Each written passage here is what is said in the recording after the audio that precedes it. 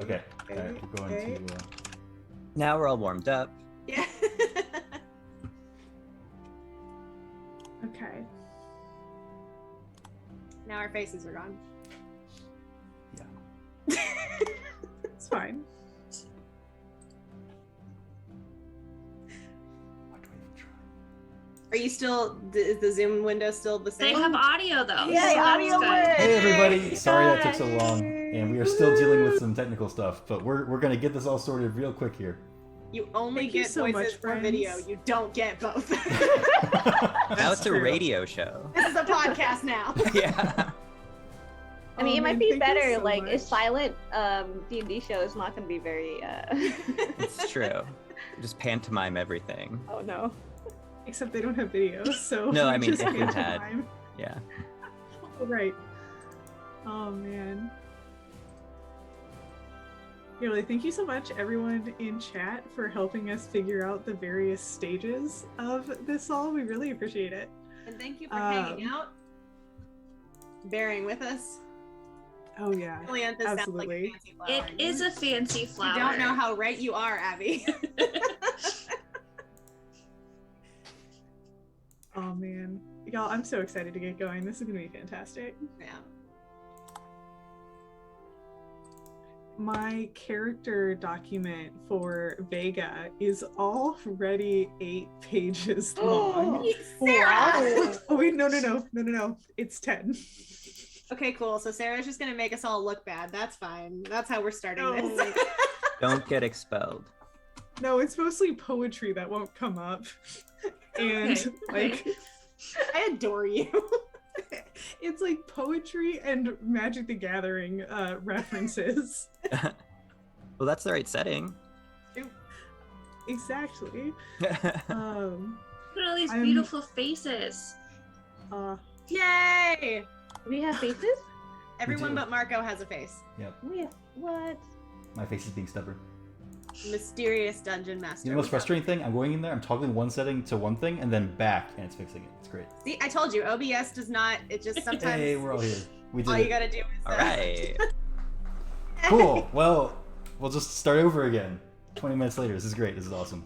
Thank you all for joining us. Thank you for your patience. I'm doing this the first time, so we are all learning as we go. Some of us already know how this theoretically works, but not me. Anyway, welcome to Curriculum of Wonder. It's a D&D 5th edition campaign based in the magical university of Strixhaven. Today is orientation day, with the party just arriving on campus and getting situated. We'll learn about Strixhaven, explore the campus, meet new people, and participate in some fun getting to know you games as well. So without further ado, we'll get right into it. We'll do player intros to start, I think, would be the right move here. I'm Marco, I'll be the dungeon master here. Hi, I'm Sam. I'm playing Stella today. Hello, I'm Caitlin. I'm playing Siriel and or Siri today.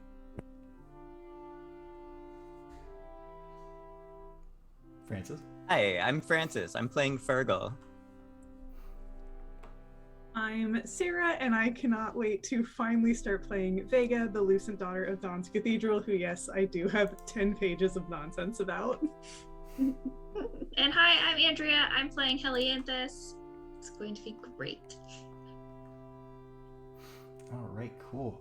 So all of your characters have received letters of acceptance, these magical folded paper owls that fluttered into your various abodes with your name written on them. When they arrived at you, wherever you happen to be, they kind of unfolded magically in a burst of light and let you know that you were in fact accepted to Strixhaven University, the preeminent magical university in all of the vast multiverse. For many of your characters, this was likely a dream come true. Not everybody gets to go to Strixhaven. In fact, very few actually do.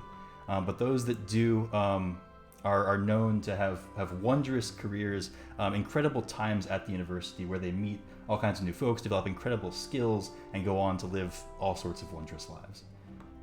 So you were able to follow those invitations all the way to Strixhaven, which is on its own plane of Arcavios. This involved probably some magical travel for most of you. Which was a little bit disorienting, of course. Stepping across the plains is no simple matter. But you did arrive before long. Arcavios is a large, mostly wilderness-covered plain. but you didn't get to see much of it. You kind of landed directly at the edge of Strixhaven campus. It is a vast campus. Many buildings kind of compose the university's body. In the middle of all of it is this massive dome-topped building that reflects sunlight off of its blue glazed exterior. It is known as the Biblioplex, and it is certainly the place where you were all instructed to go to begin your orientation.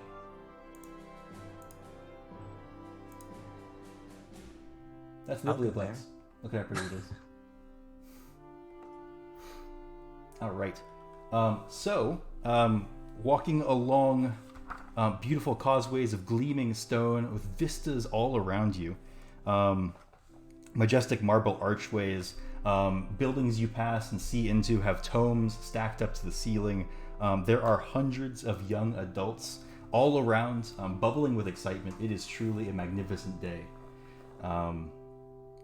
Arriving at the entrance to the Biblioplex, your letter is telling you were to come here for orientation. You find a large group of students, all being hailed by a singular Strixhaven staff member. They will call out to you that you've all been arranged into groups based on your dorm arrangements, and they have like these little signs with names on them. Go find the sign with your name on it, and it should have your dorm mates there as well. You'll be orienting together as a group. So each of your characters will go off and find the sign with your name on them, and you happen to all be at the same sign. It's shocking, really. How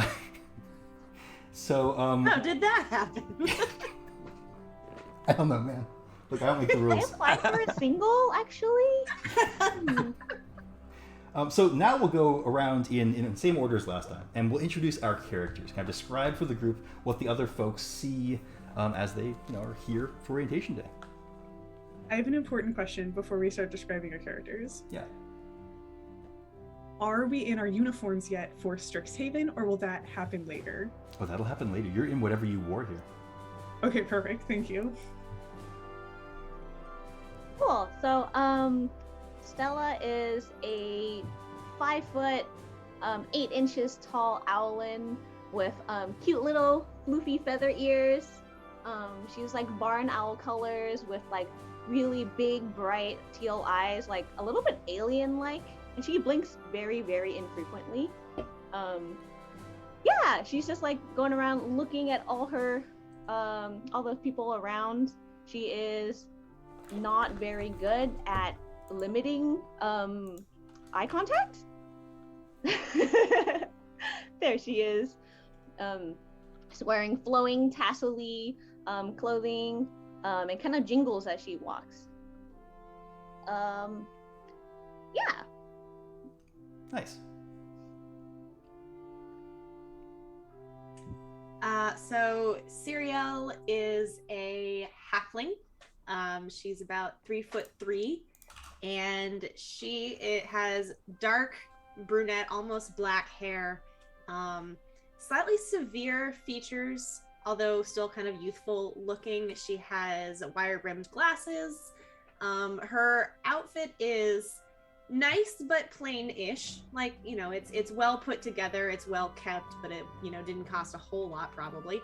And she wears a satchel that has loops, like the bag portion of it has loops in which there are multiple potion vials kind of stored inside that she is carrying around with her. Nice.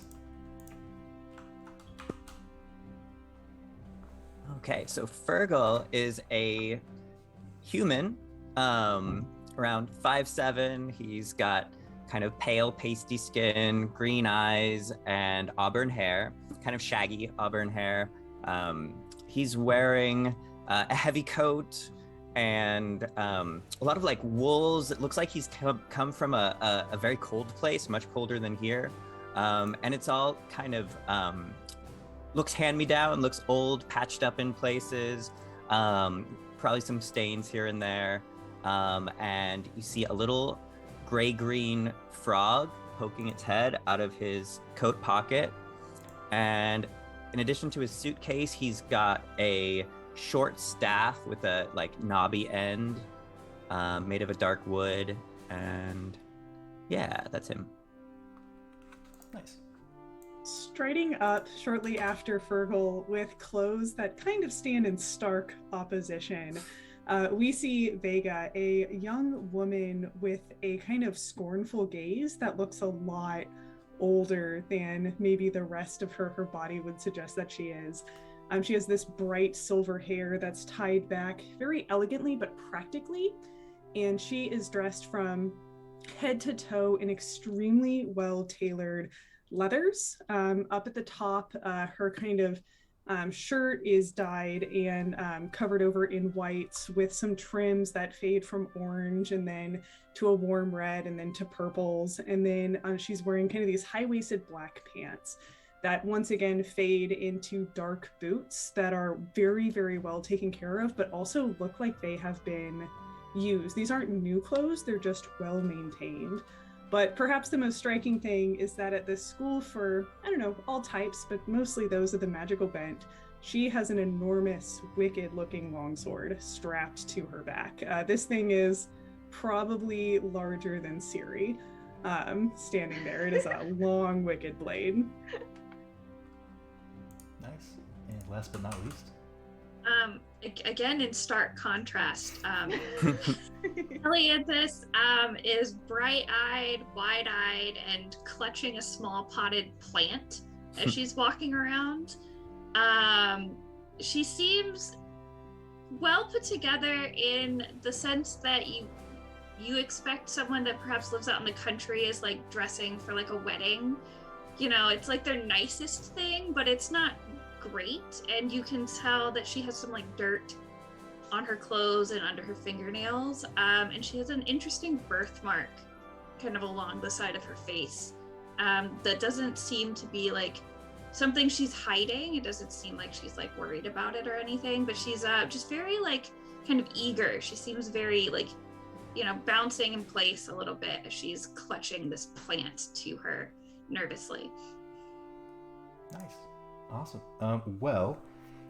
You are all gathered there, and once you've kind of found each other and gotten introduced, the person who was addressing the crowd will walk over. She's a middle-aged human lady wearing the kind of the long, illustrious robes of a Strixhaven faculty member. She approaches you all and says, "Welcome to Strixhaven, new students. It's a pleasure to have you all here, and I'm sure you're all just as excited as we are." That you'll be starting school here soon. This is the Biblioplex, the center of all learning on Strixhaven campuses. Now, of course, learning happens everywhere, but the Biblioplex is very special. Here is the greatest library on Arcavios, maybe even on many planes. Gathered inside is magical knowledge and information spanning generations and millennia. Incredible troves of knowledge available to all of our students at any time. Additionally, you'll find facilities inside that cater to your every need. There's food, resting areas, places to talk and chat, get to know folks. There's even a student store.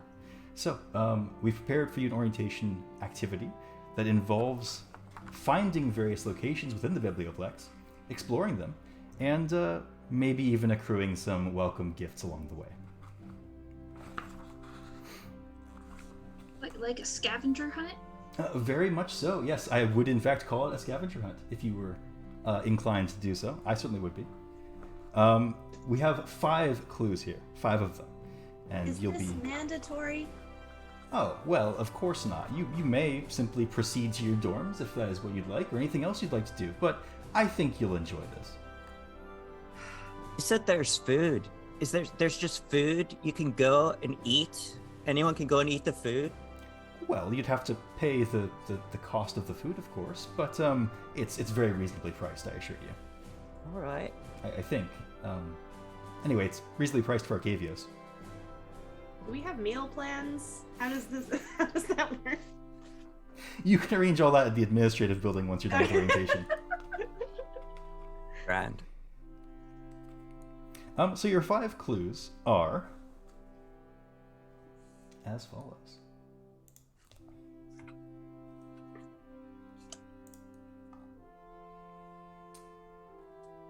You'll forget all about any trouble or plight when you step forward and are ensnarled in light. That's clue number 1. I'm making a handout for these as we go. Look at this. Excellent. Yeah. Alumni commission works when they retire, seeking promising mages to inspire. Each group deserves a free treat for their investment. Serve up this list and enjoy your refreshment. These leafy beds aren't always what they seem. Give them a pat and see what you glean. And lastly, some stars are ancient, enduring, and bright, but others, maybe you, are born on opening night. Can you push that to us? Yeah. Thank you.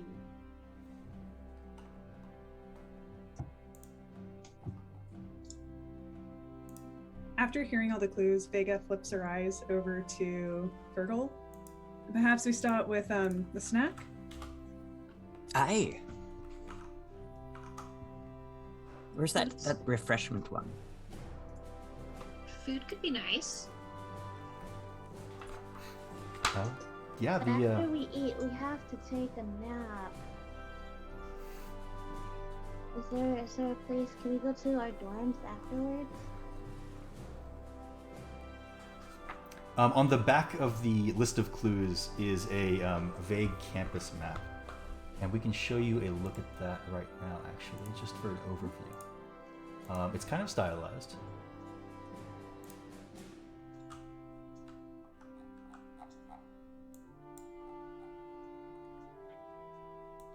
Ooh.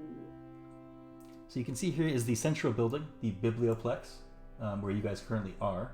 Arranged around you are the various campuses of the college. There are all sorts of like actual maps that delineate what paths to take to get to what places around campus, but this is kind of just the representation. You can see the 5 colleges here listed out. Of course, all new students to... Can anyone else see things? Because I see nothing. It's on the roll 20. Oh, that makes sense. Done. Aha! There we go. Okay, all new students to Strixhaven would of course know of the 5 great colleges of Strixhaven, but for the uninitiated, they are the College of Eloquence, Strixhaven's Silver Quill College. They combine the philosophies of light and darkness, leadership and ambition. Quandrix College, which combines concept and substance, both theory and the natural arts and their applications. Witherbloom College, which combines life and death. It's the College of Essence Studies. All sorts of biological and chemical pursuits occur there. The College of Artistic Expression, Prismari, where artists go to learn how to build, construct, design, and feel all manner of art. And lastly, Lorehold, the College of Archaeomancy, where they learn how to magically investigate the past, bring it to life, and use it to improve the present.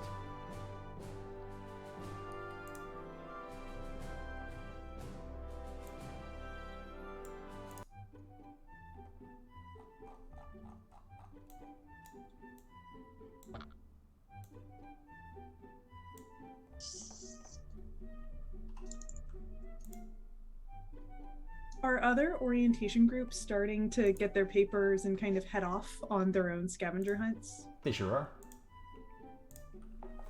Well, I suppose the sooner we get this over with. My thoughts exactly. Yeah. So you guys can walk up to the Biblioplex itself. It's got these large handles that are fashioned to look like robed mages. You can grip them, pull them open. Doors swing smoothly, revealing an immense, bright, and airy interior. The air here smells of old books, coffee, flowers, oil, and a faint hint of ozone, a scent you'll soon learn to associate with powerful sources of magical energy. Just inside, you can see ahead of you is a long hallway leading to the main building. Arranged on either side of the doors here are lounge areas where you can see other students chatting.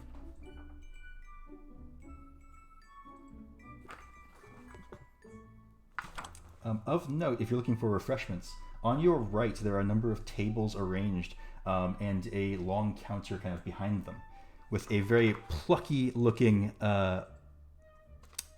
gnome woman behind the counter who gazes at you all expectantly. I'll show her the list of scavenger hunt items or riddles. Right. Which we don't have a handout for at the moment. Oh, but you do. It's in Discord. There it is. Oh, okay, it's there too now.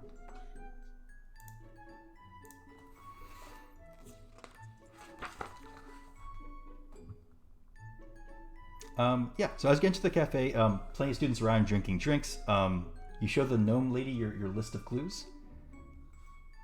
Mm-hmm. She says, well, that'll do it then. Come on behind the counter.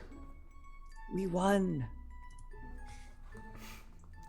I don't think we win unless we find all 5. Oh. Now you all look Well, like let's start. you look like young, industrious types. Perhaps raring to help me out a little bit. We are pretty busy today, what with the newcomers and all. What kind of help? Is this part of the scavenger hunt?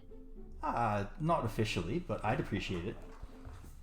What can we do for you? Just restock the shelves, if you don't mind. We've got plenty of sandwiches in the back that need to be placed out, grilled lightly, but then placed on displays. We've got all manner of ingredients need restocking. Just help a lady out, wouldn't you? I'll get the sandwiches. Okay. Sounds like Fergal's helping. Anybody else want to help? I'll yeah, help myself yeah. to one as I go. For sure.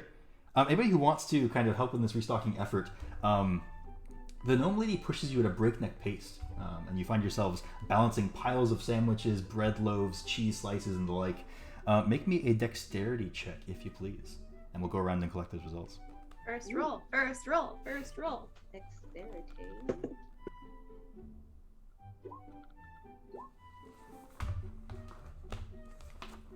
So how did Elia or Helianthus do? 12. All right, excellent. You do unfortunately drop a few pieces of food on your way. Just a few though, and either the gnome lady doesn't seem to mind or doesn't notice. Sorry. How about Vega? Vega seems dubious about this entire proposition, but decides to help as well. She'll go with what the group is doing and gets an 11. Yes, a few more cheese slices land on the floor with sad little plops. But more or less, you do a decent job. Fergal? I also got an 11. All right, well, I mean, it's now a pattern. There's a neat little pile of cheese slices on the floor. I'll pick those up. For sure. Siri? So, Siri got a 6, and here's why. If we're going to do this, I might as well make it worth my while. So instead of actually paying attention to what we're supposed to be doing, I'm looking at like the spice racks, the like cooking oils that she has, just kind of taking stock of what ingredients might be gleaned from here if I were to make it back at some point. Nice. And I just drop everything because I'm not paying attention. Absolutely. Maybe like run into the edge of a counter or something as you're looking at the very, very full spice cupboard there. All sorts of exotic spices, some of which you've never even heard of before, but sound fancy. The gnome lady does kind of tut-tut at that and tell you, you know, if you're going to make it at Strixhaven, you've got to be a little bit more mindful than that. I'm mindful of things that are important. Well, the work at hand is very important, young lady. Don't you forget it. Okay. How did Stella do? So Stella got a 20. Her eyes are so wide at the sight of food, and like the moment one of her friends drops a slice of cheese, it's in her mouth. Some of it ends up on the shelf, some of it ends up in her belly. Just Sure. Nice, but that hyper focus leads you to effectively stock the shelves at an incredible pace, earning the admiration of the gnome woman. She'll introduce herself to you, actually. Isla Fizzbottom. It's a pleasure to meet such a driven individual. Tell me, have you worked in a restaurant before? No, but I love food. Ah, yes. Well, oughtn't we all? Oughtn't we all? For your endeavor here, I have a gift of a sort. Not many students help out, even fewer still do a good job, dare I say. I think you'll make good use of this. Or rather gain enjoyment from this. And she'll hand over a small dodecahedral clay pot with a little blue-green succulent growing in it. Oh, this is not edible. Could Well, be. no, it's for growing. If you don't want it, I can keep it. No, thank you. I am showing appreciation to you. Well, Gonna come back stick it anytime. In her pocket. That's a lovely plant. If you need help, I can help you keep it alive. That sounds like your assistance will be required. Thank you. Before you go, Isla will kind of put a hand on Stella's shoulder and say, if you ever need a job on campus, make sure to stop here first. It's a good time, and you meet lots of folks coming through those doors. I'll keep that in mind.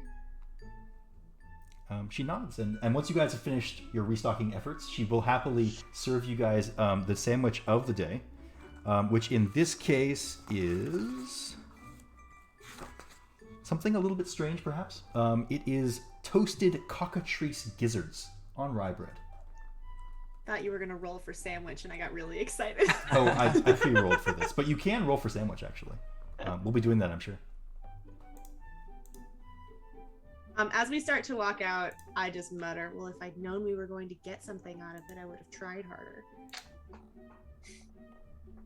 Maybe you should just try harder to be nice to people. That's an idea.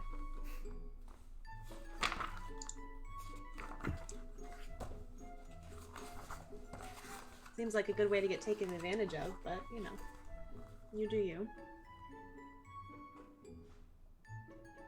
We can share this plant. It will be our dorm plant. Would you guys like to name it together and let it bloom as our friendship?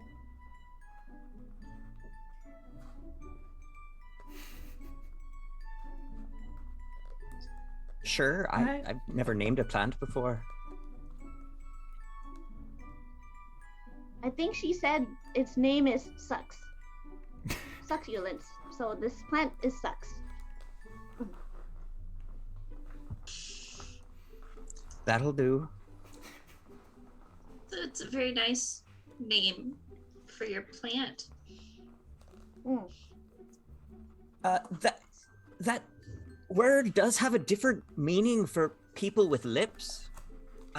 See, it's you breathe in through your lips and pull things into them. Never mind. I mean, this is a college campus. It does seem kind of appropriate in a way. We could choose a different name. I think it's a very apt name. It sucks. And it's a I lovely approve. sentiment.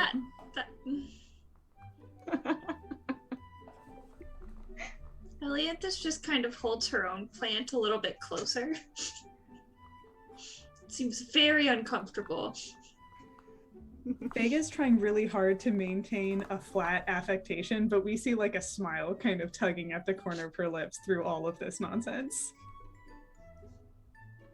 Stella's trying to still understand how lips work.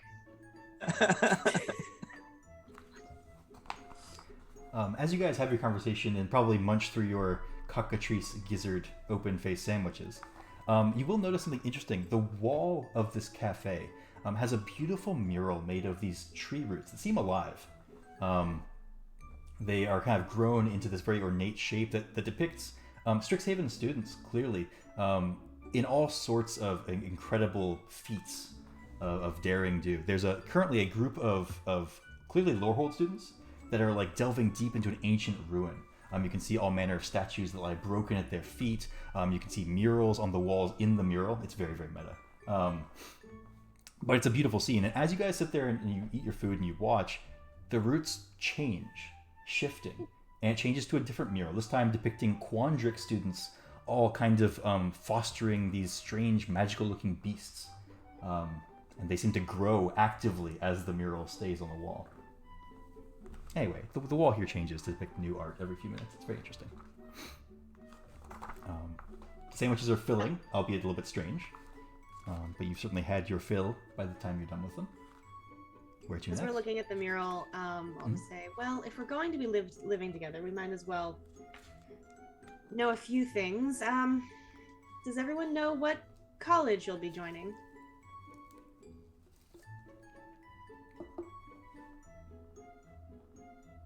I was recommended that I go into Witherbloom. Oh. Suppose we'll be taking some classes together then. And Siri kind of like does a second look, kind of look over at Fergal.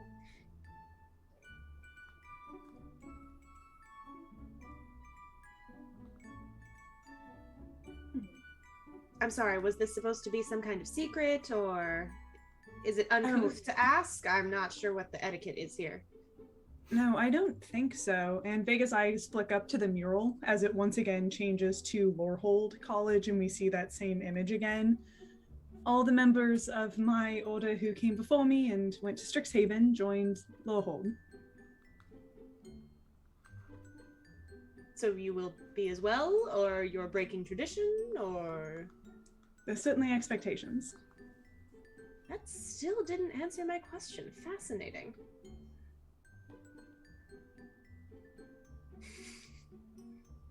Well, I'm just here to learn about art.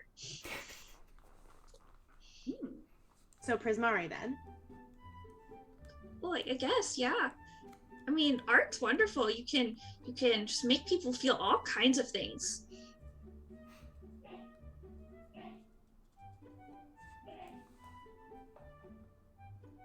I don't know. I got this paper. Didn't really read it, but was told to come here. So I'll go where they put me. Fair enough.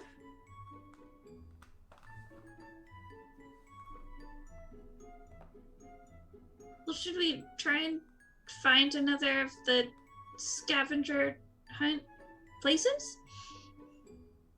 Sure. Perhaps we'll get more trinkets to decorate our dorm room.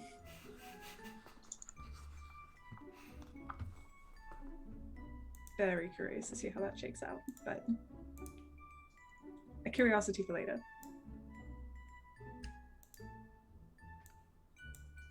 Oh, I had an idea. You said we smelled flowers. Mm-hmm. Can I try to follow my nose in that direction? Yeah, it's not difficult. The scent is distinct and gets stronger and stronger the further you go into the biblioplex proper. So as I mentioned, the cafe is kind of out front and center. As you pass by the cafe, you enter this wide open space where there are like a number of different kind of subspaces clearly visible. In the center of it all is a large kind of circular pavilion with pillars ringing it. You can see between the pillars this big ball of glowing light that hovers in the air above the ground, casting an eerie, ethereal blue glow over the whole everything over there. There are statues also built around the pillars, each depicting a somber and solemn-looking mage, probably. Anyway, it looks like an area of great import, and that glowing ball kind of draws the eye. But around it, there are shelves of books, again, maybe 30-foot tall shelves, just filled with ancient tomes, each more interesting to look at than the last. There are study tables like you'd find in the library, with lamps and kind of little desk setups. Many students are here studying. It doesn't seem like you kind of get that immediate sense that like there's a hush here, right? The air kind of just naturally dampens sound a little bit. And then further in, you can see two like wooded areas, small like stone ringed gardens with profusions of plants. One of which is basking in what looks like natural sunlight. The other is strangely illuminated by moonlight, and it looks like it's night within that garden. Some kind of a strange magical effect, perhaps. Behind all of that is a large stage, and there are stairs to the upper floors, kind of in the back corner. Well, opening night could refer to a stage situation. There's also a big ball of light over there. Mm-hmm. And We some supposed- leafy beds to pat. The bed sounds wonderful right now. Do we want to just go around in a efficient circle? At all of the beds.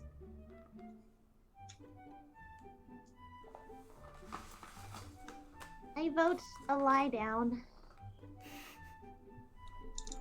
I'll go with you. Let's go to the Moony Forest. Yeah. Was the stage on the sunny bit or the nighttime bit? Oh, the moon and sun are both like localized to little areas of garden within this room. Oh, okay. So it's not like half the garden's day and half The rest of it night. is like normally illuminated, regular space. Okay. Yeah, Okay. the gardens exist as like little pockets. When you step forward and are ensnarled in like, honestly, there are 3 or 4 clues that could all work here. I think Well, that's because you said there's a big ball of light, a stage, and the gardens, Yes, and stacks of books, of course. and also mages, Mm-hmm. There are like large statues of mages. They ring the ball of light. Yeah. Well, where do we want to go first? Well, we've got padding leafy beds, we've got the stage, and we've got big ball of light. Should we divide and conquer? I think this is supposed to be a team building exercise. I say we stick Right. together. Stella has already waddled off to the darkness. Let's go follow after her. Right. All right. Yeah. The garden here is full of lush profusion of plants. You don't recognize all of them, or maybe even half of them, unless you're a horticulturalist of some kind. But it is all very, very beautiful and inviting. There are, there's this bed of grass throughout the whole place that looks just so cozy to sit on and lie down. And the moonlight does kind of immediately make you feel a little bit drowsy, perhaps. There are other students here. Whoops. Ignore all that nonsense. How many of the other students here are also holding the orientation paperwork and looking around like they're trying to figure out a clue? Not all of them, but many of them are. That said, you'll notice that some of them are doing things that clearly don't relate to any of your clues. Like some of them are reading through books in a race. Some of them are looking underneath the library desks there, which I think are not related to your clues. Yeah, anyway, so it seems like everybody got a different set, but you do see plenty of groups just like yours, 5 folks, kind of running around frantically finding things. Occasionally they yelp with joy and someone shushes them and they yelp quieter with joy. But we can't copy their answers. Does seem that way. I mean, we Yeah, could they get- sabotage them if we really wanted to be competitive, Well, that wouldn't be very nice. but we'd win. Is it a competition? Oh, that's true. It wasn't really made clear, was it? But I like the energy.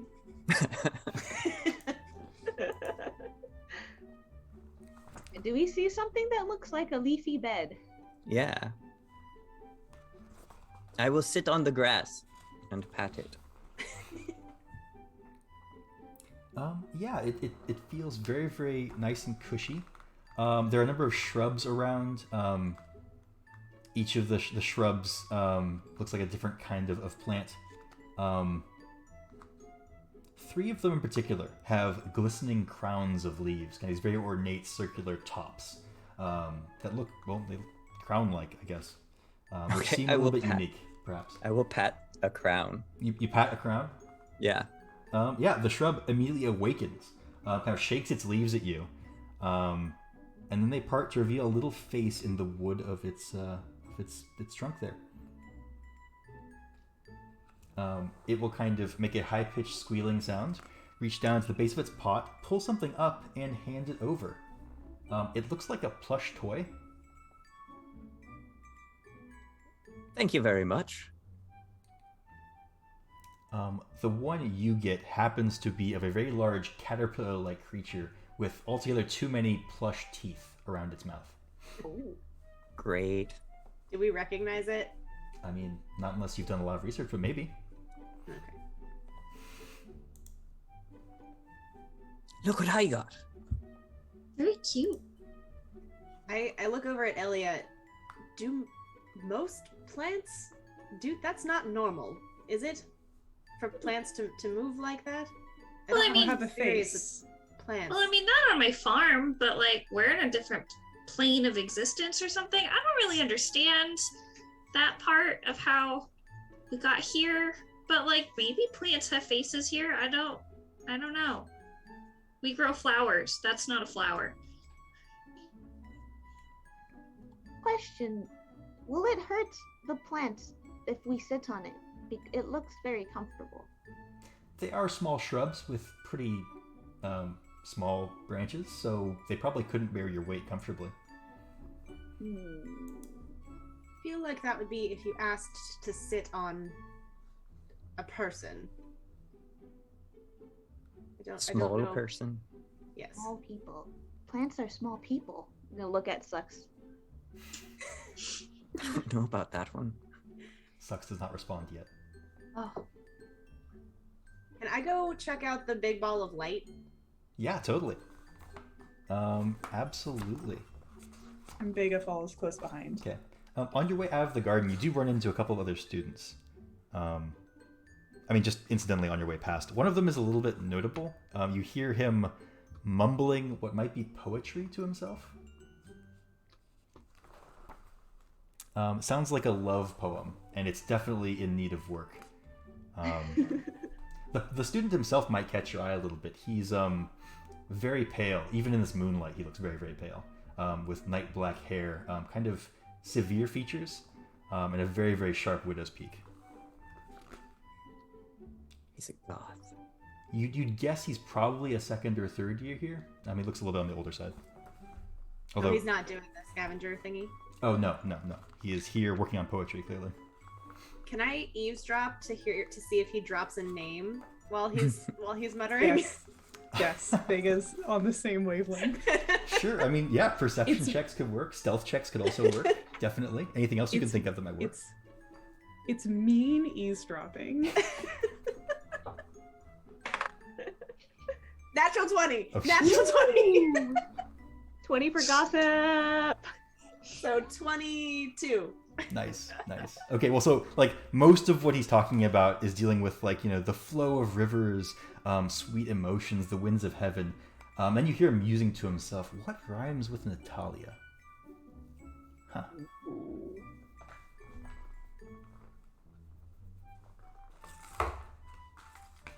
Noted. Vega doesn't do nearly as well on the roll, but just kind of notes this love struck goth boy.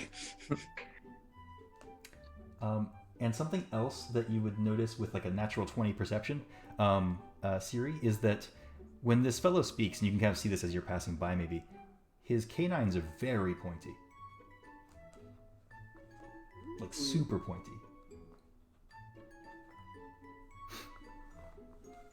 Whatever that means. Noted. Anyway, you guys were heading towards the big ball of light, right? Yeah. Awesome. Yeah, so you can kind of like make your way through the pillars that form this kind of circular pavilion around the ball of light area.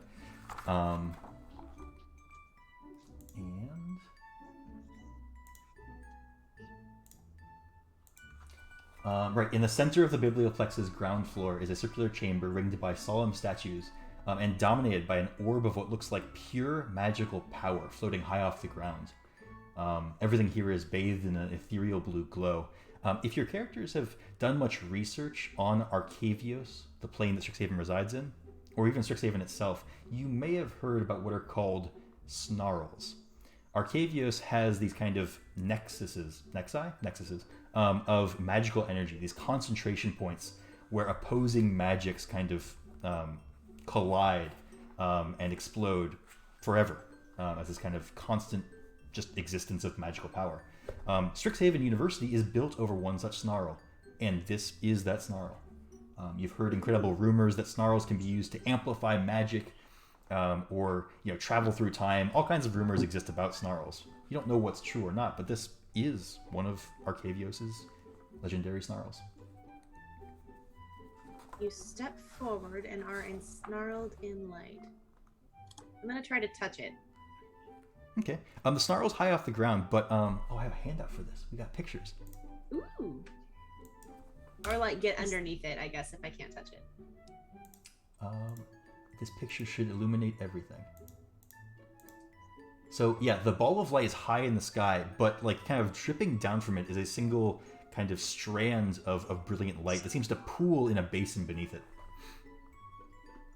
Okay, I'm gonna touch that. Yeah, you touch something.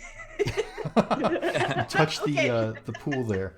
I want to poke the magic. A wave of disorientation kind of washes over you. You feel like you're floating through time and space, completely losing track of your body. And all you're aware of is this incredible force. There's no consciousness there, but just this incredible force, like a low rumbling throughout your entire body. When you come to, your hand is now like retracted from the pool, and it's holding a potion vial. Ooh, that... You see, like, for the first time, you see Siri kind of, like, lose her cool a little bit. And just, that is... something. Are you okay? Oh, I'm great. That's... some good stuff there. I'm gonna look at the potion. Since I am well versed in the potions, can I tell what it is or like what properties it has? Does it look familiar? So it appears like it's a vial of the same blue light liquid stuff. But you could guess its properties based on its appearance, texture, maybe even a taste would tell you. That it is a simple potion of healing. Ooh. I will add that to my little what's it called when you've got like a not bandolier, I don't know. My thing that holds the potions. I will put it in there. Sure, nice. Is this like a communal water fountain? Should we all take a sip of this light? I mean, I recommend it. It's something. Oh. I will attempt to guzzle the light. You can stick your face in it. Exactly. Awesome. To be clear, Great. I recommend touching it. If you want to drink it, you're okay. I will touch it with my mouth. I mean, yeah, Stella, give us a wisdom save. Why not? Oh! Siri didn't need to roll. Hold on. 6! Okay, yeah, you are completely overwhelmed. And you lose all sensation of your body and even yourself. You are suddenly just swimming in this vast expanse of energy and force. Swirling, twirling, flying through space.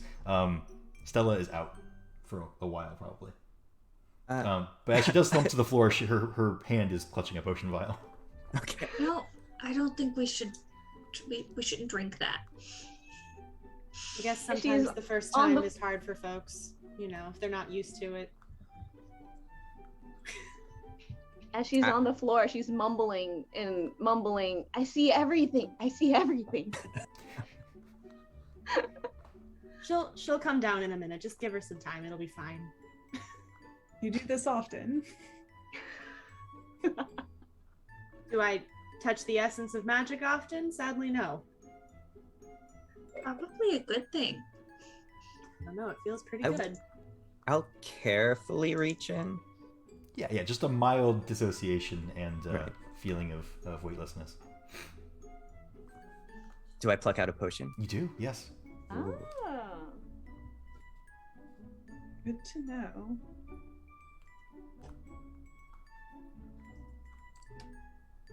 So if we go over and try and shake Stella, does anything happen? Does she wake up? Yeah, how long does it take to wake up? I mean, we'll just say that you are out for a number of minutes and you come to whenever you think is appropriate. Oh, okay. I cast Spare the Dying on her just in case. She'll be fine. Sure, she gasps an inhale of air and I have returned to my vessel. From where? Where? Okay. Everywhere. I do need to know. Everywhere. You have to try this. Definitely. You should live in there. Oh. I do not like being made of meat.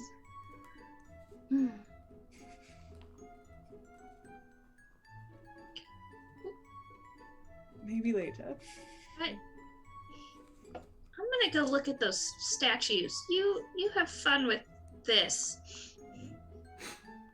Right, yeah, I'm gonna take my meat over there.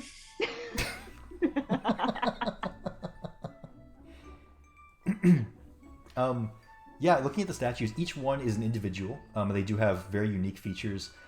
They are individuals of all different races. The one thing that unites them all is they look, like they're very powerful magic users. You see staves that are ornately carved with all sorts of adornments.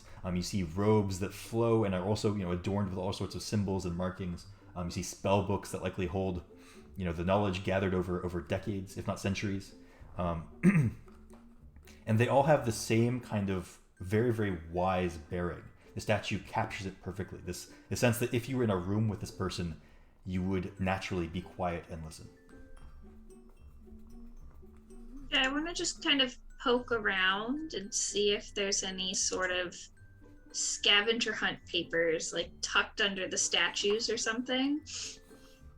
I see people looking under desks, and that seems like a good idea. So just kind of want to like poke around the statues a little bit. I wonder if these are the alumni commissioned works. That might be a good call. You can poke around the statues. They are, as shown in the picture, they're on top of pillars. It's a little bit hard to get up there, though if you wanted to try to scramble up, you might be able to. No. Okay. It would feel a little bit wrong. This is a very, solemn space. Would you like a boost, friend?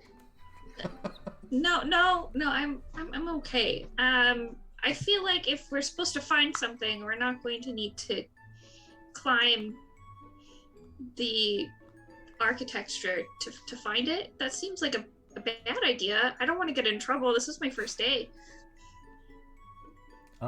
Real quick, anybody who thinks their character would have studied up on Strixhaven over their, growing up years could make a history check if they wanted to.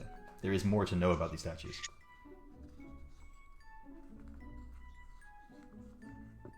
Vega gets a 6. Vega's familiar with a lot of the information about Strixhaven, but not this. 14? 14 is actually enough. You would know this place is called the Hall of Oracles. And these are statues of the Oracles.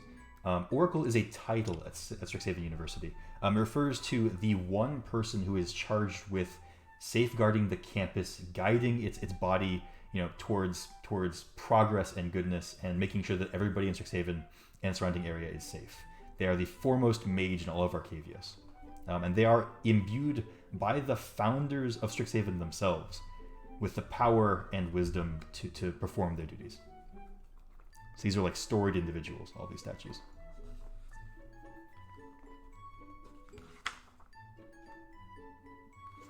Well, I think we've found the clue that we're going to find here.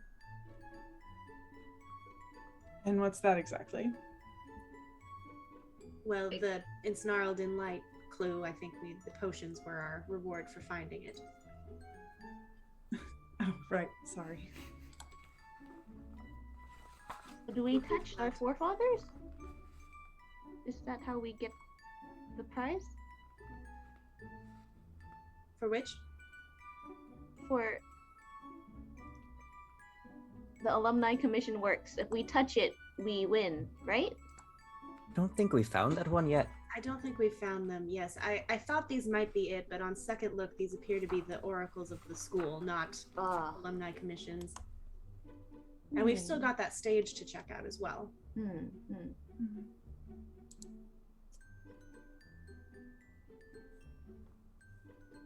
To the stage, then? Sure. The stage. Yeah. Okay. And then we'll, I guess, keep our eyes out for commissioned-looking works of art or something. Sure, yeah. Absolutely.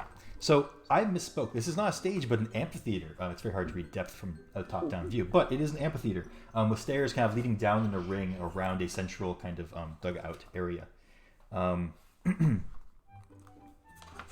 Right now, it is occupied by a single student who wears prominently the colors of Prismari,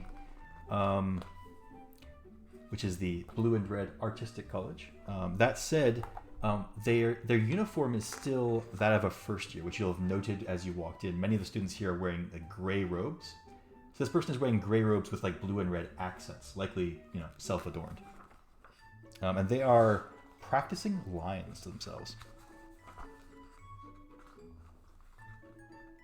Is it a familiar play, or is it something that they've written themselves?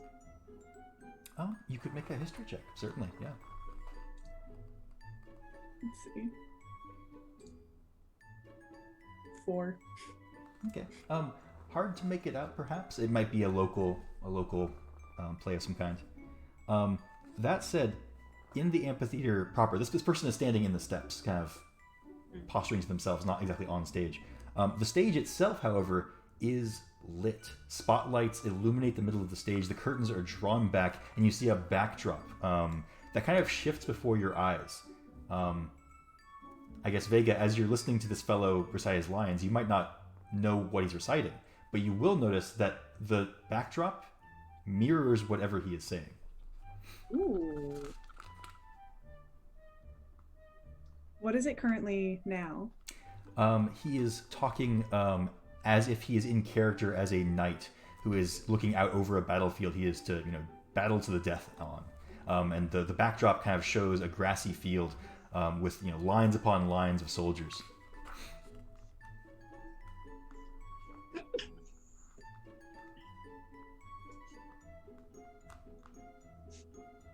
You can make this anything, and yet you choose that. He stops and turns his. I'm sorry, I didn't hear you approach. I must have been so caught up in what I was doing. I'm sorry. Were you knocking my art? No, just asking why. Oh, it's an old historical lesson. First years have to take general studies, so I'm brushing up on my history the only way I know how.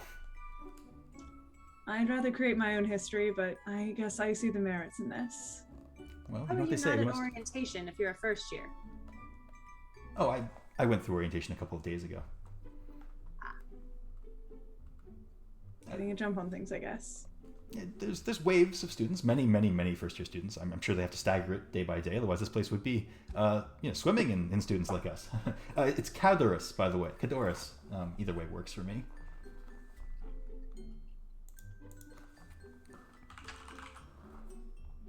Do you know where this clue is that we're supposed to find here?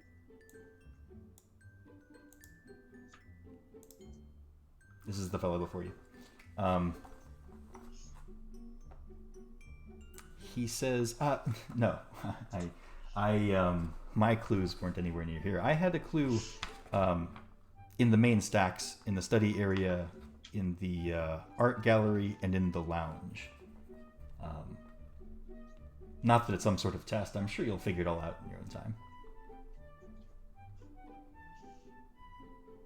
Anyone, a clue. It seems it wants one of us to be a bit of a star. Anyone know a song? Who wants to sing?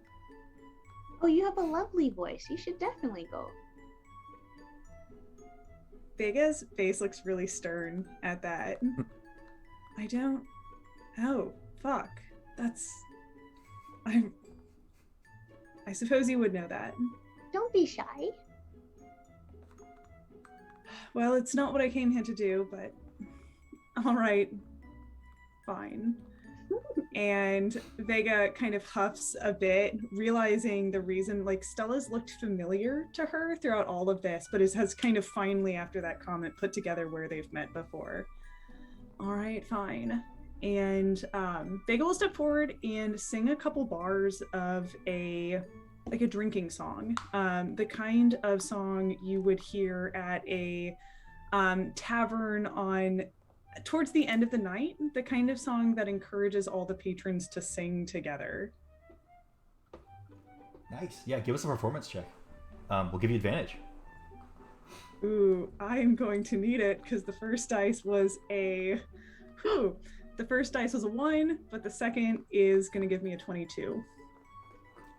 Nice. I mean, why don't you describe to us an incredible performance from Vega? There's a long pause where it seems like maybe Vega isn't actually going to sing, and she's going to try to rebuff Stella for this, but instead she kind of looks down and she starts singing a song, some might recognize it, called From the Ashes. and it's about looking to flames or looking to ashes, and which one you're going to choose. And in each bar of the song, different patrons, if this was sung in a group, would offer different things they see in the flames. So it's one of those where you have the group sing and then individuals call out.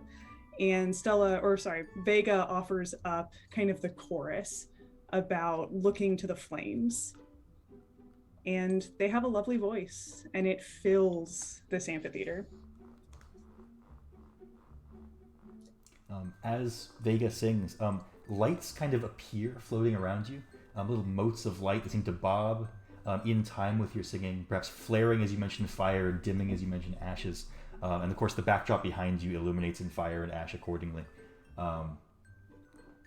And once you're done, I mean, Kadoras, the guy who happens to be here, applauds madly and says, "Bravo, bravo, bravo! I haven't been here very long, but I'm sure this performance is well worthy of the stage. That was incredible." Thank you, but you're better off forgetting that happened. I want my prize now. Vega just kind of looks up. One of the lights kind of bobs down towards you, and when it kind of reaches you, it coalesces into solid form, prompting you to either grab it or let it drop. Vega puts a hand out beneath it so it drops into her hand. Sure, it lands as a hooded lantern, already filled with oil. Interesting. Anyone have a match? Can I take an empty like potion flask and try to like firefly one of the motes of light? Ooh. You can certainly try. Give me like a sleight of hand or athletics check to capture one of the motes of light in a potion vial. Oh, neither of those are good. 15 plus sleight of 17. Nice. Yeah, you managed to briefly capture one. Like you clasp the vial with your hand, kind of closing over the top, right? And then you kind of peek in, and the light just simply like phases through the edge of the flask, just kind of washes outwards. Well, fine. Perhaps into this thing. Put the light in this. Oh, go for it. I'll light it. Or anyone have a match? I don't. I think I have a tinder box. And Vega offers this lantern to the group with a bit of a shrug. Oh, here, I have a tinder box, so I'll like try to light it. I think that's how tinder boxes work. The torch or the lantern? Yeah. Yeah, you can light it. Light pours forth from the hooded lantern. So Stella has druid crafted a bunch of white flower petals and just kind of like throw it into the air. That was wonderful. That was such a beautiful performance. Thank you. Encore. The lantern doing anything? It's lit happily. Okay. Well, we should probably put it out so we don't waste the oil if it's not going to do anything special. I mean, why then would we, this is strange, but all right. And Vega will kind of like do a 360 kind of spin around and kind of shine the light on various parts of the stage to see if it reveals anything. I think that's it. I think you did it. Is this it? I think You so. have a lantern. Useful equipment, I suppose. For late night studying. Kadoras Yes. smiles and calls out, "I got a lantern too. I've heard they're very important for exploring the Witherbloom bog." Ooh. Well, there you have it. Thank you, Kadoras. It's been a pleasure. Oh, are you leaving? Am I leaving? What's going on? I think we're leaving. Oh. But you could leave too. I don't make your choices.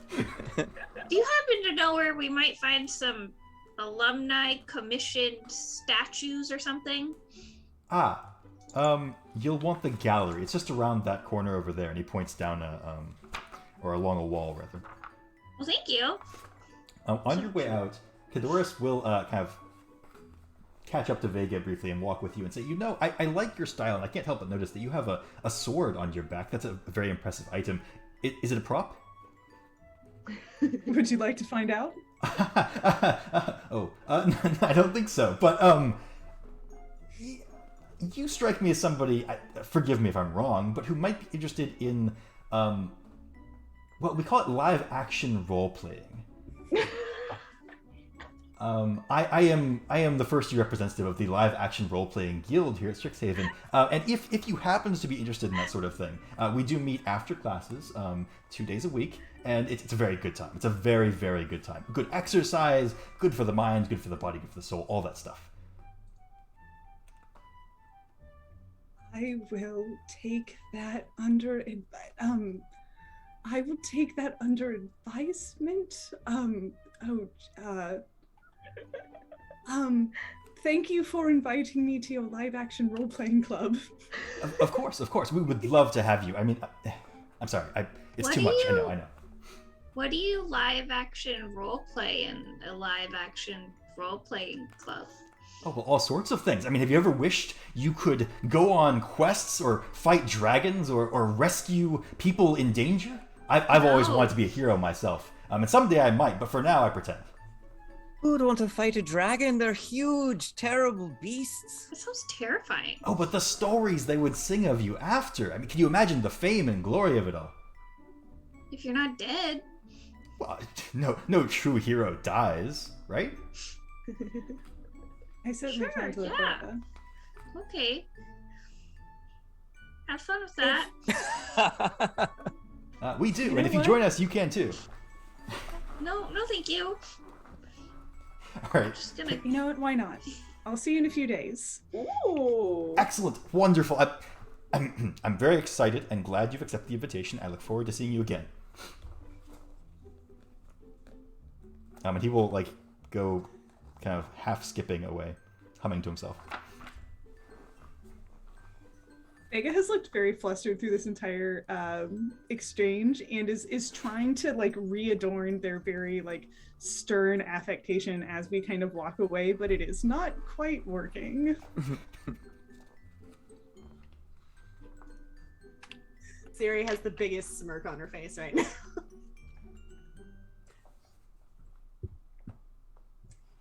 Well, the gallery then? Yeah, let's finish the scavenger hunt. So around the corner of the wall that Kadora's pointed you to is a door that is marked Student and Alumni Art Gallery. Inside is a crisp-looking room featuring white walls and columns that stretch from floor to ceiling.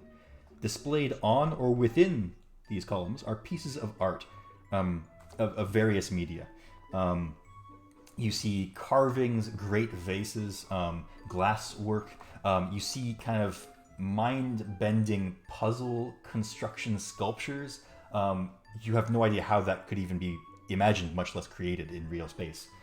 It is a mix of glass flames, metal ice, and all manner of other things. This is kind of the middle of the room, is this incredible creation that just captures the eyes and confuses the mind. I kind This of is look at amazing. Elia and just say, well, this seems like your domain. We'll follow you.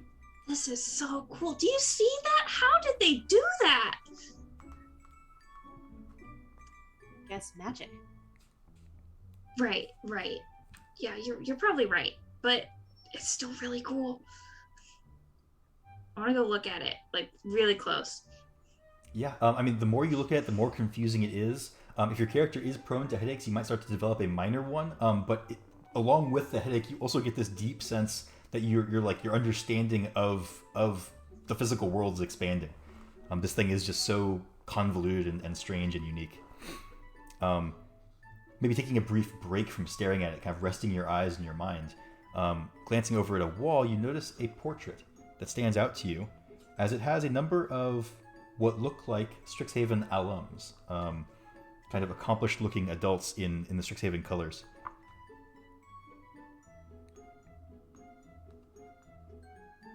Is there anything over there? There is a plaque, yeah. What does it say? It reads, "At Strixhaven we were all inspired." And below it is a small lever. We have to pull the lever. What if it's a trap? I mean, nothing bad's happened yet.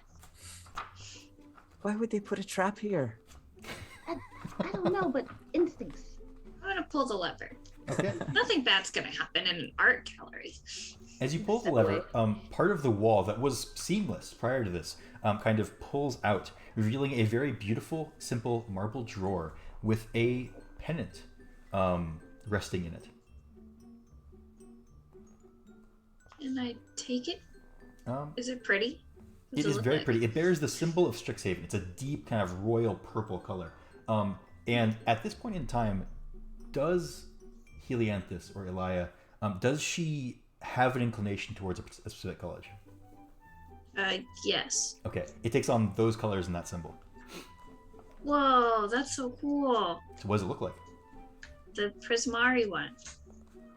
Nice. So blue and red with a beautiful like kind of fire and ice symbol on it. This is so cool. This is gonna look so good in the dorm. As you take out the pendant, the drawer kind of slides back into the wall and the lever clicks back up. That's so cool. Guys, did you see this? It just changed colors. How did it do that? Did. Oh, and I imagine that Helianthus is kind of waving it around or moving it a little bit. Yeah. As you move it and it kind of blows through the air, it does begin to glow, shedding bright light and dim light to 10 and 20 feet. Whoa. Do you mind just experimentally? I'll give it right back. And I kind of reach out.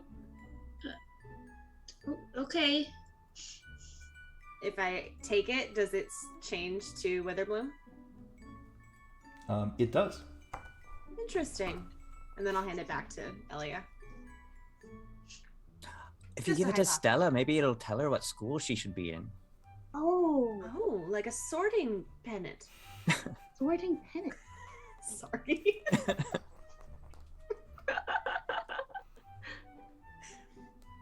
mean, if you want to try, you can. Sure. I hand it over. Cool. What happens when I hold the pennant? Well, does Stella have a college at heart? She doesn't know what it's called, but she likes being a nerd and things like prophecies and like star alignments. I imagine it just starts glowing green and blue. Yeah, it does. It certainly changes to blue and green, begins to glow as you wave it around a little bit, and sprouts a symbol that looks like an hourglass surrounded by a very intricate circle. It says I'm running out of time. I have to decide quickly. No, I think that is one of the schools. Oh, that was quick. Thank you. Oh, give it back to Helianthus. Thanks. I hope that helped. I think so. That was wonderful. Did they tell us what to do when we finished the scavenger hunt? I'm assuming we just return back to where we started. The list of clues would give you a map back to your dorm. Oh. Although it will also inform you that you're welcome to explore the biblioplex as much as you'd like. Who do we show that we win? Turning in the items or anything. We just are done. Maybe we get to keep them. That works, I suppose. Should we find our dorm then? Think so. Yeah, it'd be nice to put my plant down. How big is the plant that Elliot's holding? I imagine it's like maybe 6 inches in diameter, the pot is. So not very large, but certainly not like minuscule. I'm also only like 3 feet tall, so That's true. It's like a sixth as tall I as was you gonna are. say. comparatively, it's a pretty large plant.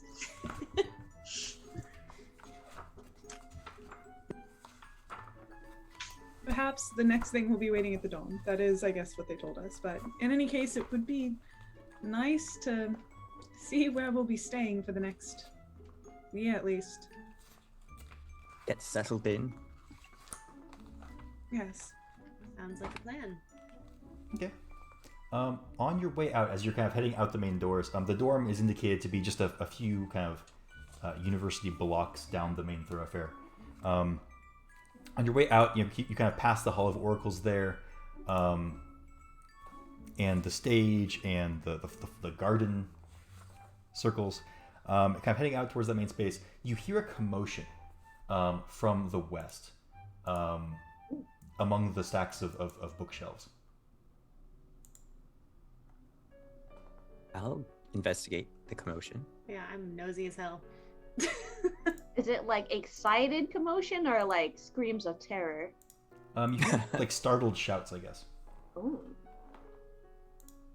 I'm gonna follow Fergal because I want to know what's going on. And Vega's hand starts to reach up towards her blade as she follows as well. Oh my. How exciting.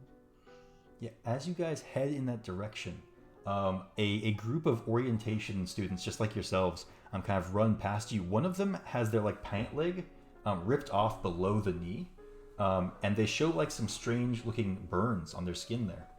They look very fresh. As they pass you, one says, "Run! It's got teeth!" What has teeth? The trunk! Run! Didn't you hear me? What did No, you turn do? and fight. You gotta be crazy. This place isn't supposed to have monsters in it.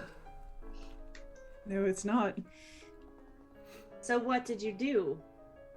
They turn and run. They're just like, they're booking it. They pause briefly to talk to you, but they're out the door more or less, screaming, "You've got to run! It's coming this way!" Ugh, amateurs. Said it's in a trunk. Maybe it's a tree monster. I kind of want to see that. Mm-hmm. Wait, we're gonna go after the monster? Well, I just want Well, to no one see else it. is clearly up to it. We might as well. Well, and Shouldn't it Hey, be the what rest the of them are- teachers do? They could. as you I guys look around. Do we see any teachers? Well, funny you mentioned looking around, because as you look back the direction they came from, you see a very strange shape kind of pulling itself along the ground towards you. It looks like a trunk, like you would put luggage in, but it has these massive teeth emerging from the top of its lid, and a large protruding tongue that kind of reaches out towards you, dripping with a strange green liquid. I thought it was a tree trunk too. Oh no! Everybody should roll initiative. Ah!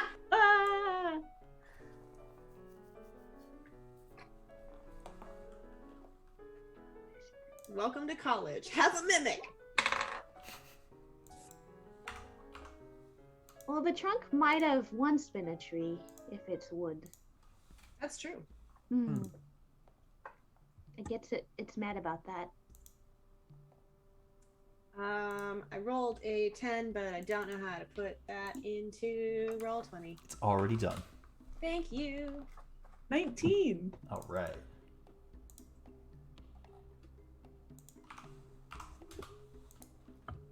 Cool. So we have Helianthus at the top. The mimic is about 30 feet away from you, bearing down on you, pulling itself along the ground. Yeah, I am. This is horrifying. It's a big scary thing. I'm very startled. I will. Oh God, what do I do? I was not trained in this. I will just try and ray of frost it. Absolutely. Yeah. Make it stop. That's a 7. That's not going to do anything. Yeah, the ray of frost impacts the ground next to it, leaving a little patch of icicles. Anything else? No, that's it. All right, Vega, you're up next. Vega is already in the process of reaching back towards that wicked longsword, pulling it out of that first part of the sheath and then pulling it out over her shoulder. And she is moving forward very quickly. And as the sword fully unsheathes, that second hand comes to wrap around the hilt, and she is going to slice at this mimic. Basically, like as it opens its mouth, she's trying to just slice it right in half. Ooh. Let's see how that goes. 12 to hit. That is enough. Whew. And Vega will do 6 points of slashing damage. Nice. Yeah, the sword kind of bites into the trunk's surface, revealing this purpley flesh underneath. It looks perhaps a little bit wounded, but is certainly after you with a vengeance now. Stand and fight. This thing is nothing. Also, your sword is a little bit stuck. Having trouble Still nothing. getting that free. Don't worry about it. Stella's next. It's fine. Stella will poof up and try to look intimidating, stare down the big teethy chest, and kind of squawk at it. Back, I say! Cast bonfire. Please make a dex save. All right. It is very dexterous, kind of squidges out of the way of the bonfire, looking very unnatural in the process. Oh, it's quite quick.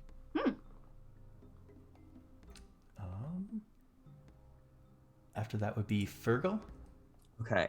Virgil walks up to it, gesturing, accumulating dark magic in his hands, and tries to boop it on the nose with the dark magic. There we go. 13 to hit for 14 necrotic damage. Right. It doesn't die, but do you want to describe that? It certainly does a lot of its health. Yeah. The tongue kind of shrivels up inside, and it just like dries out and yeah, withers. Nice. Yeah. And interestingly enough, after you've done your magic and the creature is looking, it's sagging to the side. It looks pretty bad off. Your hand is now stuck to it.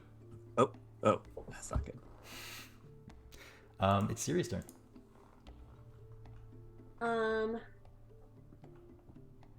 Cool. I'm going to run not like up to it, but closer to it, and start also kind of similarly moving my hands around. And it's radiant energy, but it's not bright. Like it's got this kind of purpley weird tinge to it. And I'm going to send that streaming towards the chest, which needs to make a dex save. Alrighty. Oh, it fails with a natural 1. Ooh, cool. Then it will take 4 points of radiant damage. Alright. And then I'm gonna run up to it. Would it be an action or a bonus action to try to help Fergal get off? I mean, it will be a full action, but you can certainly offer moral support. Cool. Then I'll run up to it. I'll just kick it and try to distract it. Nice. Yeah, your foot is stuck. For flavor. Well, I mean, That's fine. It's looking forward to the flavor. Anyway, on its turn. Let's see, Fergal, you wrecked its poor gooey tongue. It does not like that about you, so it's going to reach out and try to grab you with a long tendril that protrudes out of its fleshy bits. Does a 13 hit Fergal? It's not. Harry, you're muted. Oh, that's fine. No, it's fine. Right, It maybe slashes his tunic, and underneath you see some maybe slightly rusty chainmail. Nice. Yeah. So right, it barely misses, perhaps glancing off of your armor that you were hiding beneath your robes. After that would be Helianthus. My friend is stuck. A couple of your friends are stuck. Yeah. Who all is stuck? Well, it's really who isn't stuck, and that's Stella. Right. Right. And the thing looks really bad. Is It looks Vega terrible. stuck or just the sword is stuck? Just the sword, yeah. Oh, okay. And you said it looks bad? Definitely. I mean, I can't help 3 people. That's not going to happen. So I guess I'm going to just try and set it on fire. Sounds good. That's a 17 on a produce flame. That hits. Ooh. For 7. All right. How Fire do you end damage. this monstrous trunk? Helianthus is like, oh, this is really bad. This is really bad. It just kind of flings a little bit of fire at it, towards the little tentacle thing that came out towards Fergal. It's like, go away. Yeah, with a high-pitched kind of whining shriek, the creature kind of sizzles and burns away, being reduced to a puddle of goo, the trunk-looking exterior also melting to reveal nothing but purpley, shriveled flesh. Is everyone okay? Once I get my hand unstuck. Yeah, can we like tear ourselves away now? Yeah, over a few minutes, you guys are able to pull yourselves away. As the last of you guys managed to get free, you hear a pattering of foot from behind you, or feet rather, and an owlin woman wearing the long illustrious robes of Strixhaven faculty rounds the corner. She's wearing a kind of long, very white robe, trimmed in gold. It seems to be a silver quill outfit, if you're curious about that sort of thing. And she says, "Oh, my goodness, I'm so terribly sorry to hear. Are you all right? What was that? What happened?" "'Twas nothing." It's really scary. We took care of someone else's problem. Well, I should say so. Describe it for me. And how did it come to be in this biblioplex? Oh, Well, that you'll have to ask the kid with the ripped trousers. Ripped trousers, you say? Oh, that was the one that came and got me. You're right. I should track him down. My goodness, we never have monsters in the biblioplex. I'm so terribly sorry. You are here for orientation, yes? Mm-hmm. Well, very, very well done, students. Very well done. I am Professor Sharpbeak, and I am very, very proud, indeed, of the bravery of this incoming class, as evidenced by you all here. Very, very impressive, very impressive. And what a bizarre occurrence. I can't remember any of those old costume trunks ever bearing a hint of magic, let alone being such a monster. No, we checked everything very carefully. It's a wonder how it got in here. In any case, I'm rambling. The point is, you've all distinguished yourselves very well, and I will certainly check in on all the other trunks and various paraphernalia in the biblioplex to make sure that nothing else is so inclined as to sprout teeth. In any case, if you get stuck, you know it's a monster. That does make sense. Yes, quite right. You all took care of this very quickly, and in appreciation, here. And she reaches into her robe, pulls out a pouch, and pulls out a platinum coin for each of you, and says, "For your troubles, and as a way of apology on behalf of all of Strixhaven, you shouldn't have had to deal with that on your first day, though you did go above and beyond, and we're grateful." Appreciated. This is a bit egregious, but really, no, I can't take this. Just doing what the cowards wouldn't. Oh no, I insist. Tell you what, use it to buy yourself some swag from the gift shop. Something fitting for your intended college, perhaps? Sure. Are there cool things like this pennant? Oh, that and much more, my dear. Much more can be found at the student store. All manners of wonder. I'm sure you'll find something you want. It's just over there. Can we go to the gift shop? You can go to the Vega, gift if you shop. really don't want yours, I'd gladly take it for you. Sure, it's yours.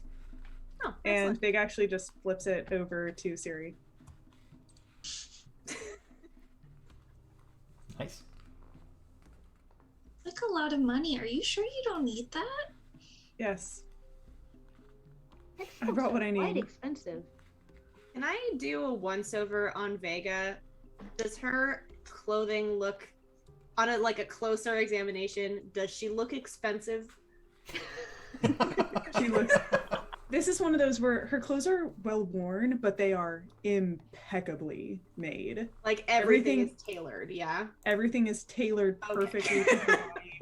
The sword that you've now seen is this absolutely exquisite blade. It is immaculate. It has a ruby in the hilt. It has a shining steel, honed within an inch of its enemy's life. Mhm.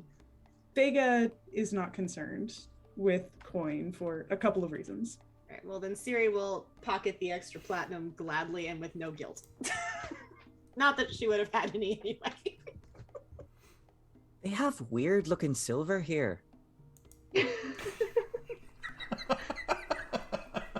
I don't think that's not just a silver. What is it? Well, It's 100 100 silver. silver. Crammed all in once. This little thing?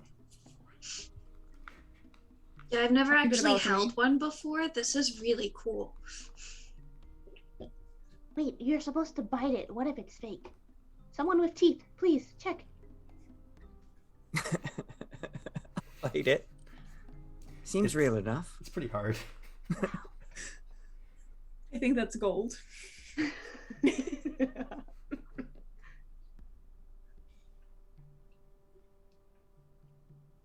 I mean, finally we can make it to our dorm, right? Unless someone else puts their problems in our way. But the, Well, we have to stop at the store first. I mean, Oh, right. some of us have coin to spend.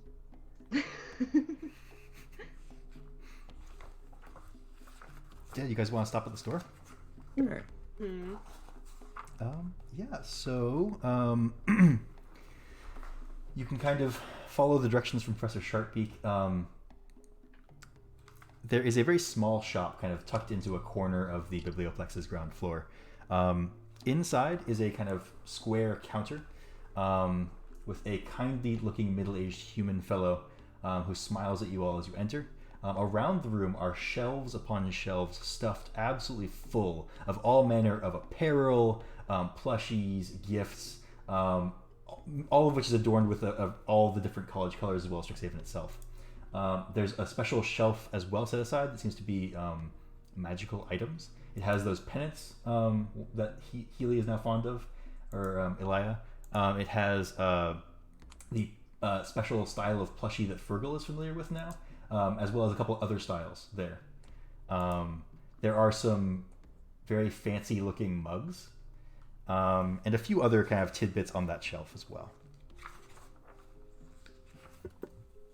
Can I look at the mugs and any other liquid containing devices that I see? Yeah, so there are two kind of areas where mugs live. One of them, the mugs are proudly emblazoned and colored with the college colors.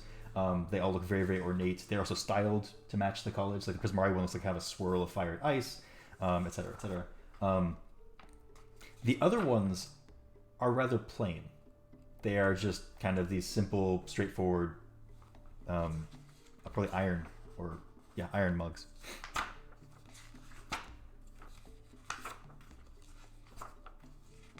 The man at the counter will kind of clear his throat and say, "Welcome to Strixhaven Student Store. I am Groff Lundquist, and I'm happy to answer any questions you have about the various wares you can purchase here." Yes. What is the price difference between these two types of mugs here? Oh, well, the college colors one are just mundane mugs. You may have one for 5 copper. They're nothing special, just very beautiful, if I may say so myself. The others are a little bit unique. Simply say the word and they fill with coffee. Any time of day, any day of the week. And those are how much? Oh, they're 10 gold apiece, I believe. Oh, no, I'm sorry. They are 100 gold. Oh, prices have gone up. My goodness. Well, anyway, they're 100 gold each. How much is a platinum again? Is it 10 gold or 100 gold? I don't remember. 10. Oh, shit. Oh, my goodness. He takes off his spectacles, rubs them, and looks back down and says, I'm sorry. It is 10 gold after all. Yes, yes. My apologies. My eyesight is not what it once was. I will hand over a platinum and get unlimited coffee forever. Yes, please, and thank you. Yeah, you can say it's command word, which you get to choose. He'll modify the command word for you to be whatever you wish.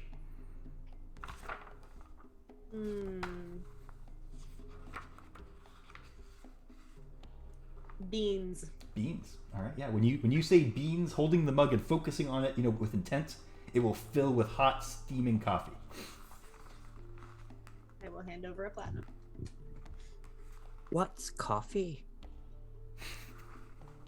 Oh, here, try some. And I'll hand him the mug. It's empty right now. Bitter. Good for late night studying, though.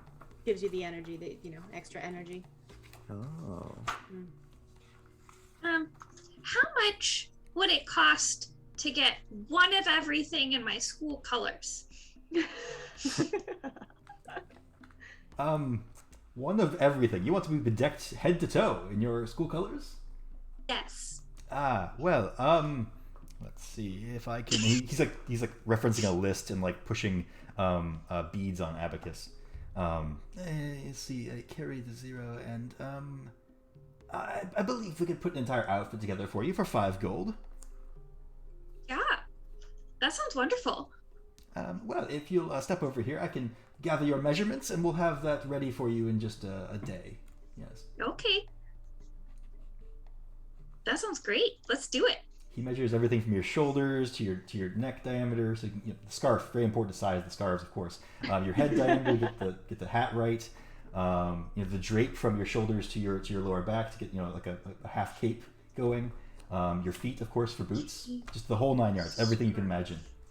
He measures. And is there a plushie that goes with the school? Oh, well, you'd ask for an outfit. I could add that on for an extra silver. That sounds great. Yeah, he'll pluck one off the wall and hand it to you. For Prismari, it is a... well, there are actually a variety of plushies for Prismari, which makes sense if you think about it. Yeah. Any beast you can think of, any like normal beast, but it is basically constructed of flames with a frame of metal or ice. It's like its body is fire around a frame of ice, we'll say. Is there a popular one among the students here? The horses sell out rather quickly. We'll go with the horse. The horse is good. Yeah, for sure. You have a Prismari horse plushie. Thanks so much. Oh, it's my pleasure. I get a commission, Oh. Well, if it helps, I'll take a mug too. Oh, yes, it helps ever so much. Please, by all means. A mug will be 5 copper on top of all that. I just got a lot of money today. This is fine. I'd like to get one of the special mugs. Oh, yes, it is 100... No, wait. Yes, 10 gold pieces. That's right. I'll slide across the new coin I just got. He says, yes, of course. Help yourself. And what command word would you like your coffee mug to bear?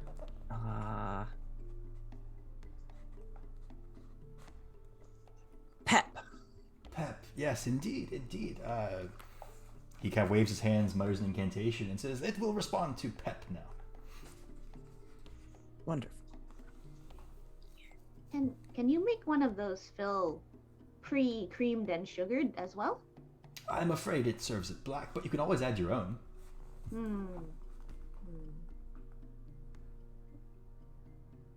I'll pass for now, thank you. There are also a number of books here. In fact, there's like a variety of book for each college. They're kind of lined up in rows neatly on shelves, bearing the colors and symbol of their colleges. While the group is purchasing their mugs and kind of interacting with the vendor, Vega's kind of going through the different rows of items in the background, and will land on those books and kind of draw a finger over the those tomes, and we'll pick up the Lorehold one first. Mm-hmm. The Lorehold tome feels very weighty. It's got like stone accents on the front of it. If you flip through it, it seems to be some kind of a textbook. Although the pages seem to like turn to certain pages as you flip through it. Like they kind of accelerate and then slow as you approach certain sections and kind of hold open at certain places. And you'll notice that it's flipping you to like the beginner sections where it describes the topics in general. And Vega kind of mumbles to herself, I already know all of this, and flips further towards the back of the book. Yeah, and the book will kind of, the pages flip faster to mirror your intent. And you'll find more advanced stuff about like the specific cultures of ancient Arcavians and how they went about their ancient tea ceremonies. It goes into some detail about like the tea sets that were found in a specific ancient ruin and the conjecture that's been made about how they created pottery in the first place. If someone looks at Vega at the right moment, they see her roll her eyes, snap the book closed, and then return it to the shelf. I'll look over when I hear the book snapping shut and just go, Oh, did we need to buy textbooks? I suppose that's a thing. Oh, I certainly hope not. those are optional. You don't need to buy them, though it would help me a fair amount. No, they're just educational aids. Yes. And how much are those? Oh, those are let's see here. 10 gold. Yes, 10 gold. Mm-hmm. That's so strange. Everything in here is 10 gold. I will head over to the Witherbloom book. Oh, no, I'm terribly sorry. I'm terribly. That was for the bottles of Boundless coffee. Yes, no. These are 300 gold indeed. Mm-hmm. And you're sure this time? Oh yeah. Well, yeah, yes. Yes, very much so. Yes, the 300 gold, that's the same line as that. Yes, 300 gold. Mm-hmm. I don't think there's 300 gold in my whole village. Are you sure it's not like 3 gold or perhaps 3 silver? No, I'm quite sure. Here, look for yourself. And the list. There's a financial aid option. There's always jobs on campus. People here need all kinds of help, and you can make good money here. And he shows you the list. The list does show bottles of Boundless coffee costing 100 gold. Whatever that means. It also does, in fact, show these primers is what they're listed here as costing 300 gold. When I see that, I kind of like quit while we're ahead, I suppose. Well, thank you. Of course. Anytime you want to come back, we restock daily. Should I come back tomorrow for the scarf and stuff? Yes, Or- that's right. We'll have your whole outfit ready tomorrow evening. Great, thanks. What was your name again? Oh, I'm Helianthus. Oh, right.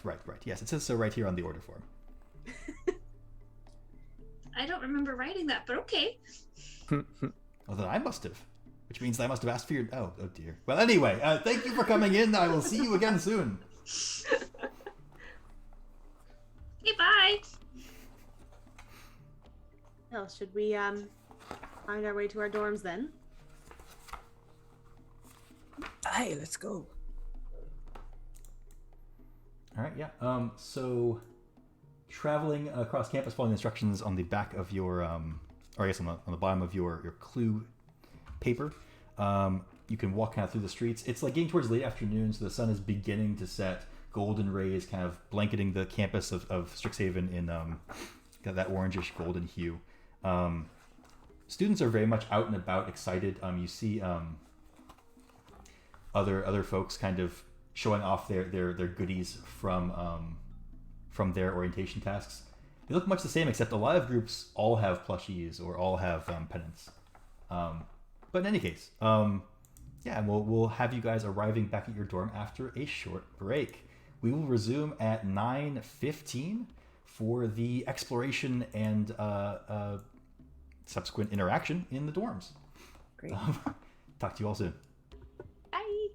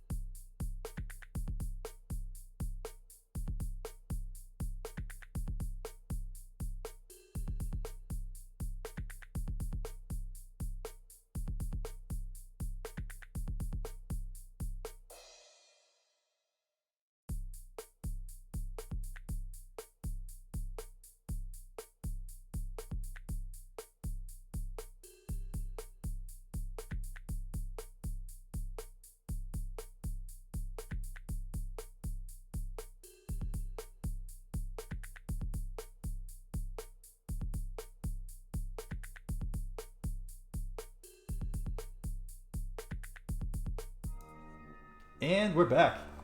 Welcome back to Curriculum of Wonder, a Strixhaven show. We are going through the hardcover. Today is orientation day. We're figuring out where we all land in all of this. We've been through the campus a little bit. Now we're finding our dorms. Right, so the party is on the way back to the dorms.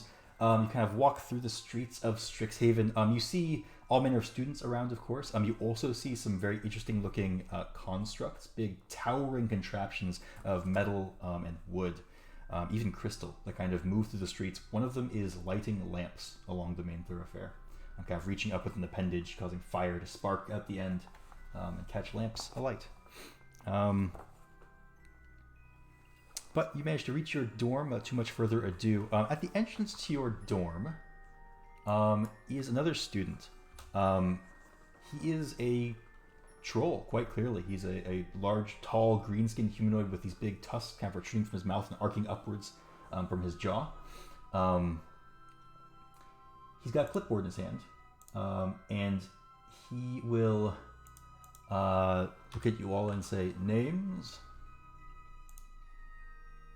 Oh, Helianthus Underfoot.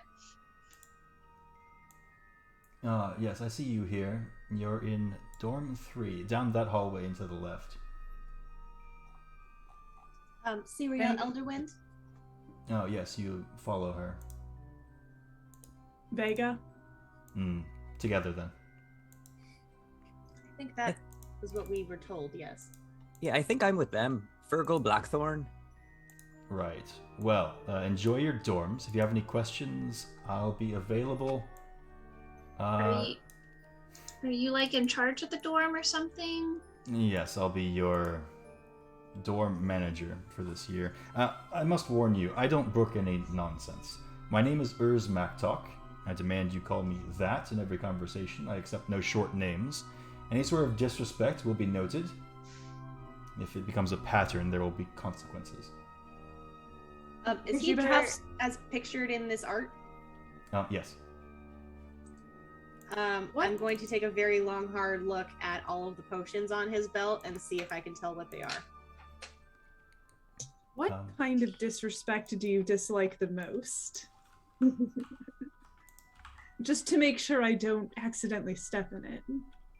He leans in towards you a little bit. Not near enough that his tusks are like threatening, but like definitely it's a little bit jarring as this fellow with tusks leans towards you a little bit and says... And Vega leans in as well. Sure. He says, questions like that. You won't need to find out what sort of disrespect I don't like if you are simply respectful. This can all be very simple. I don't know how anything in my demeanor could be construed as disrespectful, but I suppose I could wait and find out. A pleasure to meet you. I have a question. I submitted a request for a single, and I wonder what happened to it. I'm Stella. There are no singles here at Strixhaven. We are full to capacity every year with the brightest hopefuls across the multiverse. We don't have room for your small little preferences for personal space. No, you'll share rooms like the rest of us. Okay, that would have been nice to get a letter in response then. Okay.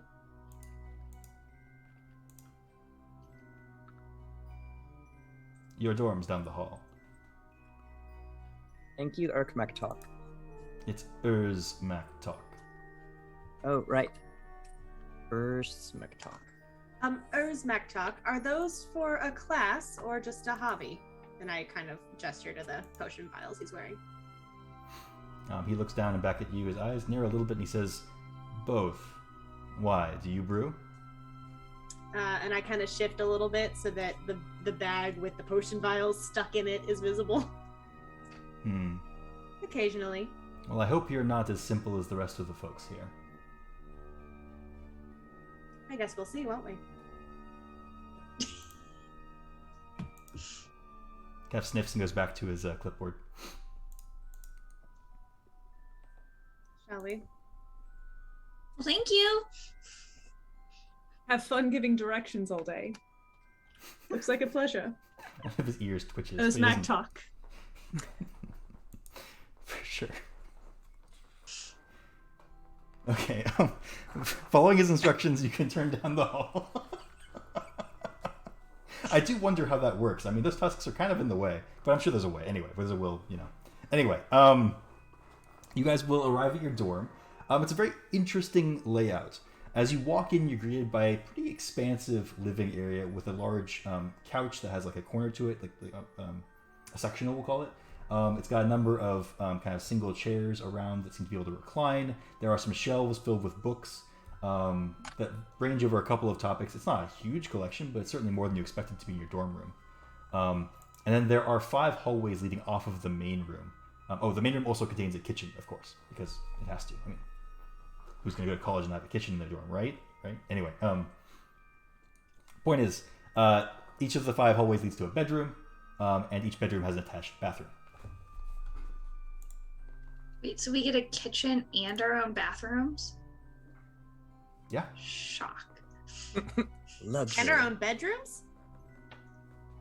Yeah. The fanciest dorm ever. See, So we Stella, have you our- still get your single. There you go.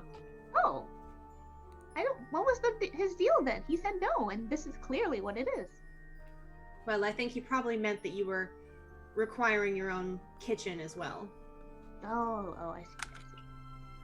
This is more personal space than I had back on the farm. It's kind of nice. Also kind of lonely. Yeah, I've never had my own room before.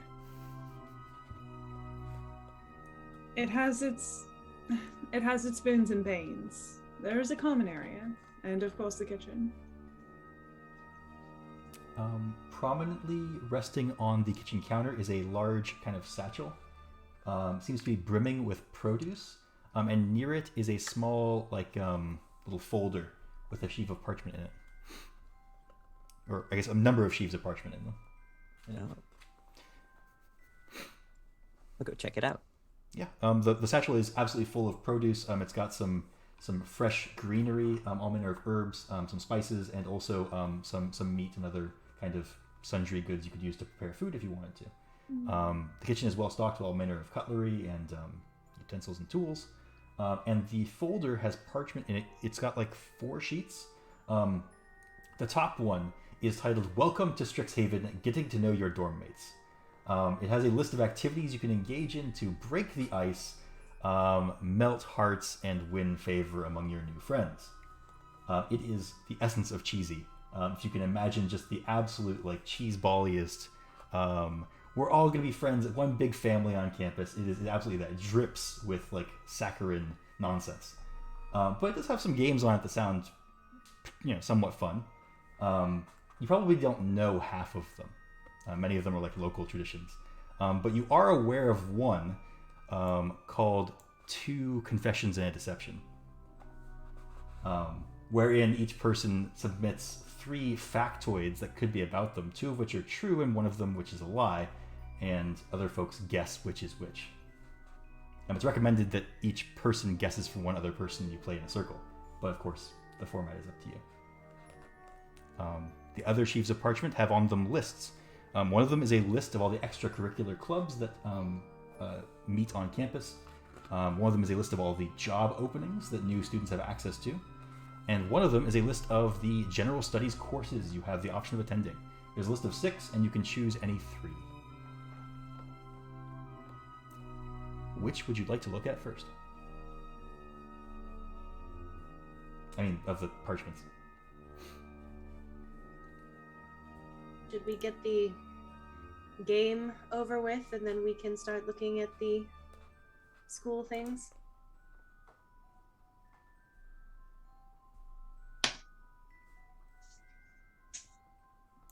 Or vice versa, I suppose, depending on which we feel like tackling first. Either way. Games are fun. I was James hoping can for the game where we all hold hands and try to untangle ourselves without letting go, but it's not in this sheet. Suddenly the game on the sheet seems a lot less terrible. Let's go ahead and get that out of the way. All right. Who's going first?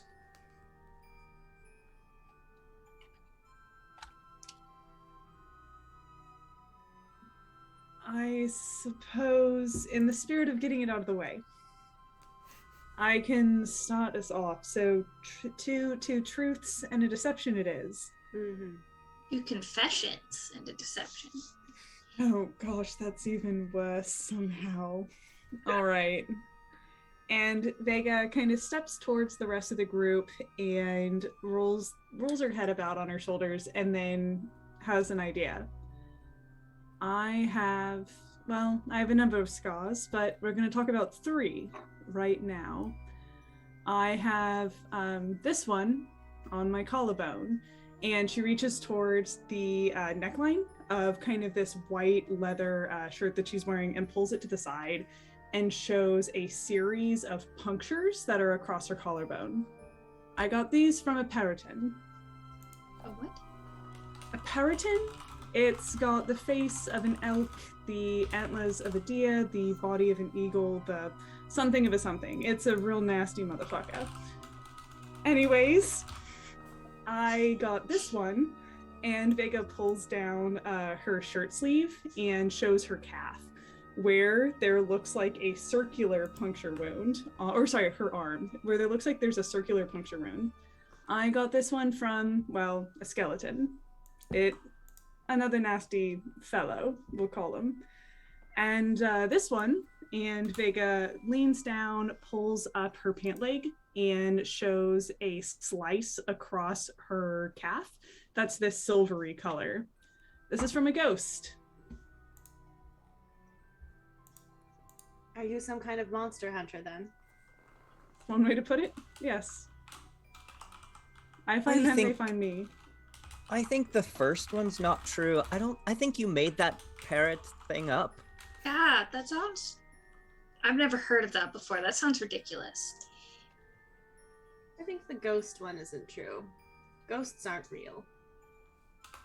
And if they were, they can't touch you, and you can't touch them. Well, Fergal, Helianthus, you have the right idea of it. Periton are certainly real, but not at Dawn's Cathedral. I got this scar from something else. What was it? Who's next? Well, I would say one of the folks who got it right should go next. All right, I'll go. Let's see. Okay. First confession. My soul does not belong to a bog. Second one. I have 8 brothers and sisters. Third one. I've never been to school before. What was the first one? Your soul doesn't belong to what? A bog. Well, the bog, but there's others. It's just the one that was where we live, so we called it the bog, but it's a bog. Is that a turn of phrase that your soul belongs to the bog? No, I'm speaking quite literally. Ah. Well, in that case, I think that one's the lie. I think your soul does belong to the bog. How does a soul belong to a bog? I don't know. It just sounds like the most interesting. You love... Surely you've been to school before. That one has to be the lie. Do you love the bog very much? Well, I do feel a connection to it. I'm also inclined to think your soul does indeed belong to the bog, just as one soul could belong to the dawn. That one's true. I vote bog. I don't think anyone got it right. So, at one time, my soul did belong to the bog, as everyone who lives in the approaches does. Once we die, our bodies are put into the bog and we become part of the bog. But the thing that lived in the bog, that gave the bog, its intelligence and its life force, it went away. Nobody really knows where it went, but it went away, so we're all kind of free now. So no, my soul does not belong to the bog anymore. So that was true. What else was true? It's true, I've never been to school before. I had, a mentor who taught me some magic and things. My ma taught me to read. So I do know some things. I had some kind of education, but never been to an actual school. So this is brand new for me. The lie was that I have 8 brothers and sisters. I don't. I have 5 brothers and sisters. That's because my brother Eamon, he was frightened to death by a geist. And so he's not my brother anymore. He's gone. My sister Roisin was found clawed to death by some kind of creature just on the outskirts of the bog. And my brother Finn went out into the bog one day and he just never returned. And so, yes, I only have 5 brothers and sisters. Oh.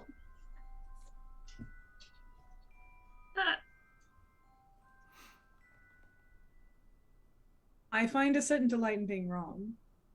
It's a pleasure to meet you. To be fair, I've never been to a formal school either.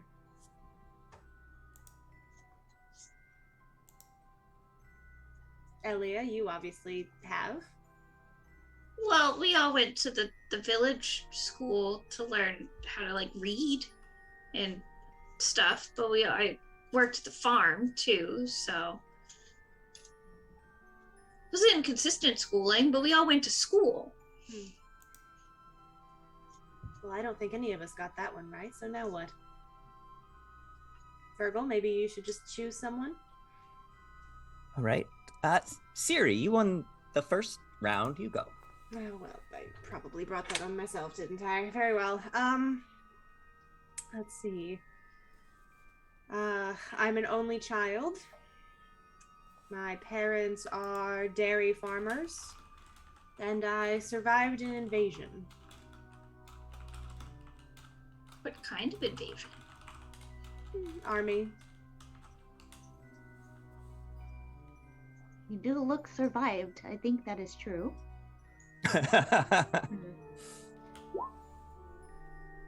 I kind of think you have middle child energy, so I'm gonna say only child is false.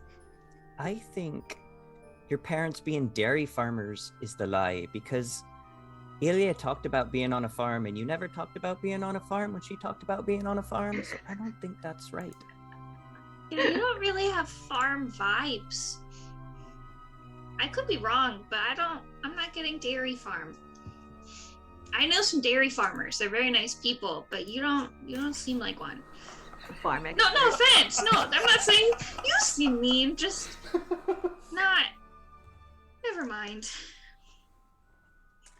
Well, I did grow up on a dairy farm.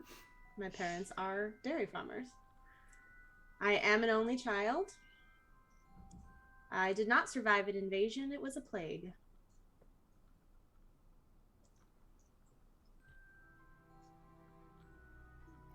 Who's next? Well, no one got it right, so you pick. That's the rules we've made up. All right. Well, Stella, why don't you go? I'm still getting over the shock. I thought you were saying that you did not survive and now you are dead, and that's very alarming. But you're okay. I understand now. Okay. My statements of dubious accuracy. I have insomnia. I am the best fortune teller at my carnival, and I can also juggle. Well, we've seen you fall asleep twice since we met you, so I'm going to guess that the insomnia is not true. That's what I was thinking too. I feel like it would be very hard to juggle with all the feathers. For what it's worth, I concur with the comment about sleep. Oh, everybody has guessed.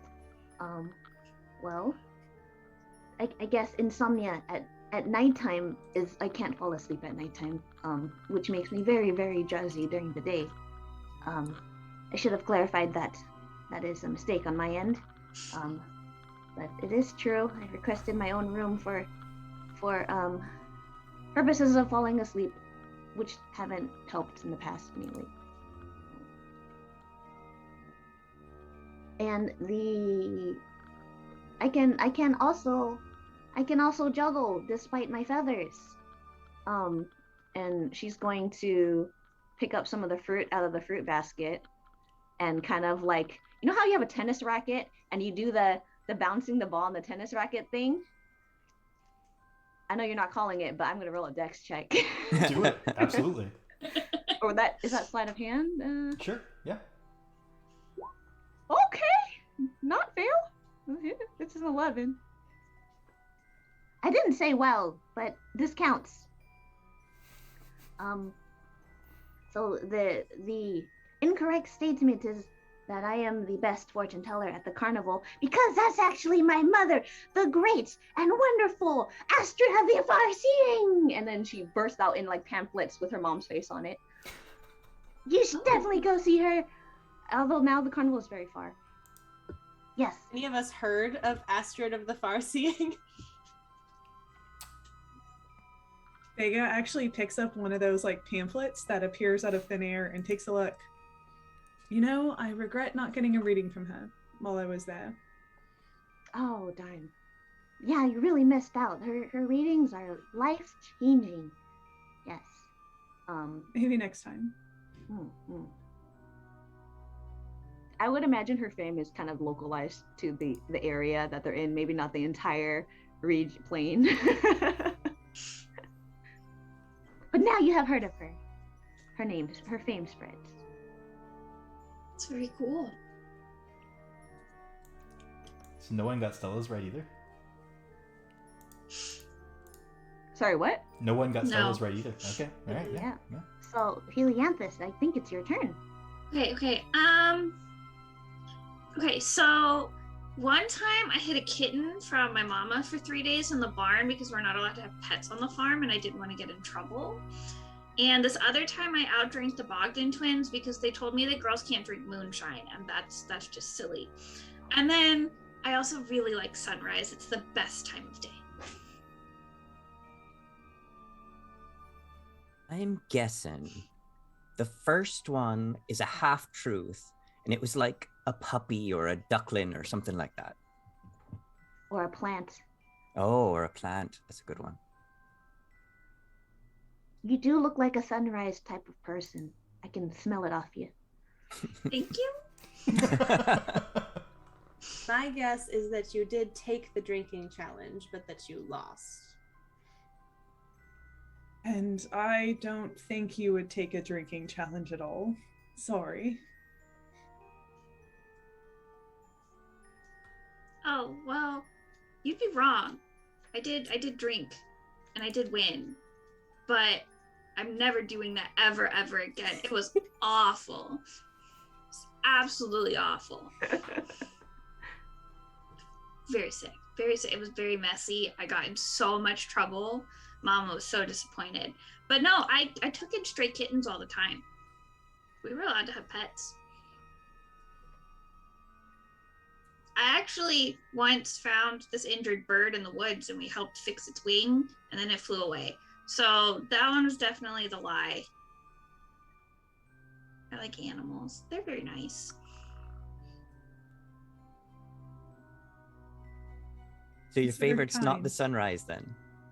No, that was the lie. I didn't have to hide the cat because we were allowed to have pets. Right. Nobody guessed that one either, huh? No, Fergal guessed that Oh, one. for Oh, God's sake, I guessed it wrongly, but I guessed the right one. We're all very bad at this. I guess that you hit a plant, so Oh, also yes. a bad conclusion to a correct answer.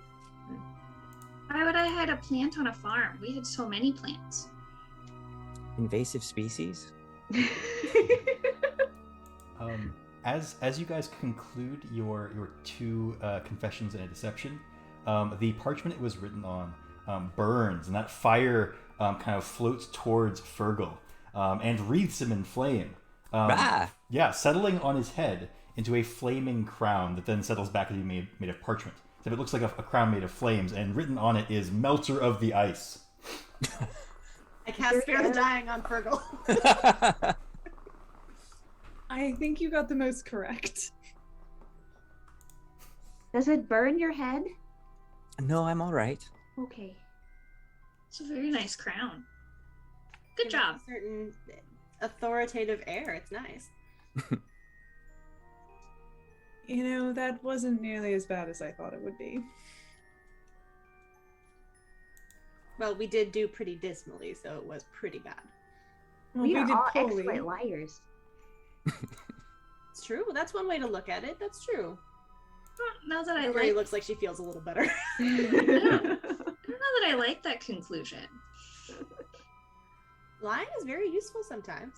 but it's You do so. it for the right reasons. But it feels so icky. You don't have to do it. That's also true. Shall we look at classes and jobs and such? Maybe start with classes and work our way to the fun stuff, so we have something to look forward to. Yeah, classes, then jobs, then extracurriculars. Is that the correct order of fun, I suppose? I guess. I'm going to lie down on this couch. Someone read the papers, please. Please. All right. So the parchment with the classes on it. You have a couple of kind of compulsory general ed courses. Kind of a basic biology course. It's called Magical Physiologies, but it is essentially just biology. There's some literature courses. There's some basic math and science stuff, including the biology, as I mentioned before. Then there's 3 electives. You can take up to 3, and it's encouraged highly if you intend to a college. That sort of extra class you take for that college will go a long way to getting you situated in your second year. Which your characters will all certainly know that you choose your college at the beginning of your second year. You can, do whatever you want in the first year, but you aren't part of a college, and you can't take, the upper tier college courses for that college until the beginning of your second year. But it's encouraged to start specialization early if you know which one you want.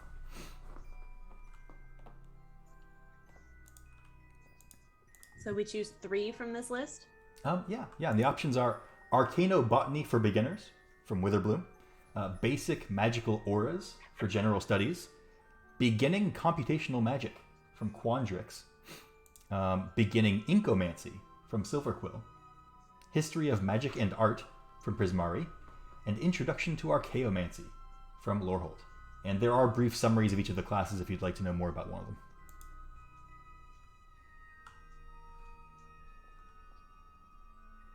Do we just tell you which ones we want, or do we... You can record them and write them down for your character. I'm sure that we'll get to them at some point. But that's the list there. You don't have to decide right now. Just for you guys to know. That's what the parchment says.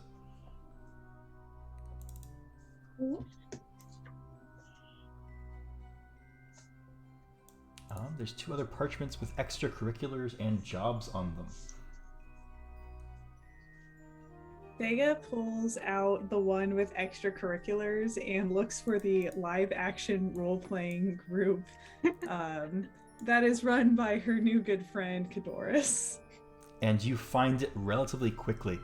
Live action role-playing guild is renowned for their animal handling and performance skills. Kadoris Damelawar is the kind of foremost first-year member. There's also one Rosie Miffenbip Rosie Woosvedlums. Doris has been here for 3 days, maybe 4, and is already... This is... I don't even know. clubs. This is incredible. Maybe that just means there's not very many members. I have some real concerns about that, yes. You seem nice. He did. Is there a handout for the extracurriculars? There sure is. Yay. For the Live Action Role Playing Guild, the summary is these storytelling enthusiasts engage in a mix of strategy and play acting, often involving mascots, where they enact fantastical narratives that they resolve with special rules. This handout is just art and nothing else. Ah, yes, that's because DM notes. It's nice art. I'll fix It's it. like I see a Real whole pretty list. art. I was like, I see a whole list on the. Yeah, it's like I'm looking at the stream and it's there. I fix it. I fix it. Yay.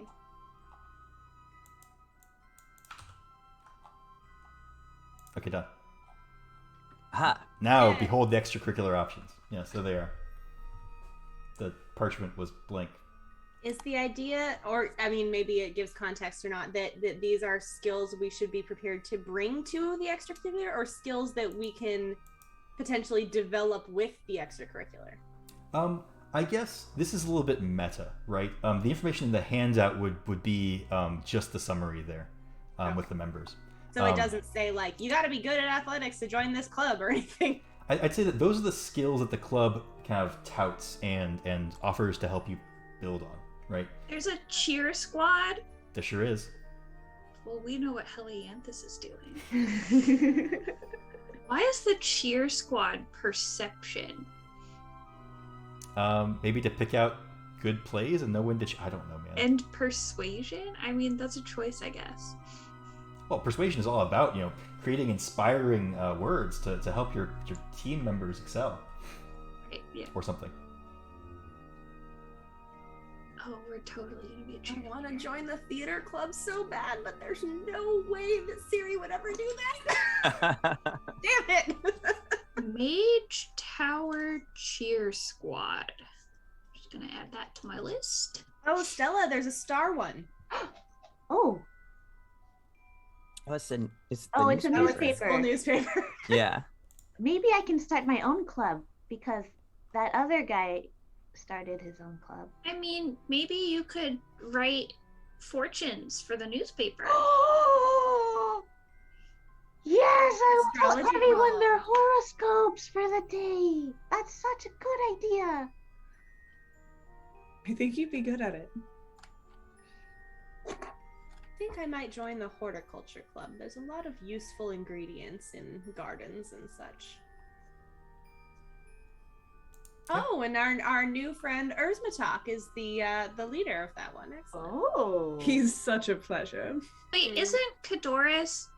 Is Cadoris also? He's the LARPing guy. He's also in the Distinguished Society of Fine Arts. This guy's everywhere. Is he in the drama club? Wait, he's not in the drama club. Why isn't he in the drama club? Oh, he does drama club, but with swords. Okay, fair. There's so many choices. How is The one to Vegas find looking- time? I will say that your character, based on the schedule that's presented and all that stuff, you'll only have time for 2 extracurriculars or 1 extracurricular and 1 job. Oh. Okay.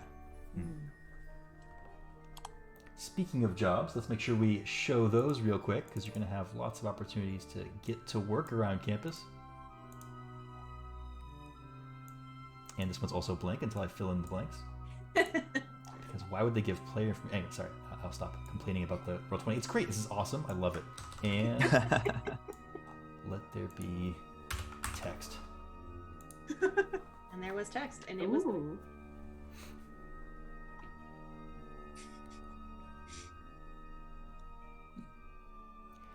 So there's work all across Strixhaven campus. You can help in any of the buildings with any number of tasks. Really, more importantly is who else works there and what you end up doing. I'd like to work in the magic labs. No reason. Mm-hmm. I'm gonna smooch the troll. Now it's a challenge. And that's Also, the real big legitimately, boss. that's the one that Siri would have interest in, because potions and labs and stuff. But also, I'm gonna smooch the troll. It's good to have ambitions. That's what Strixhaven's all about, is finding your goals and getting to them.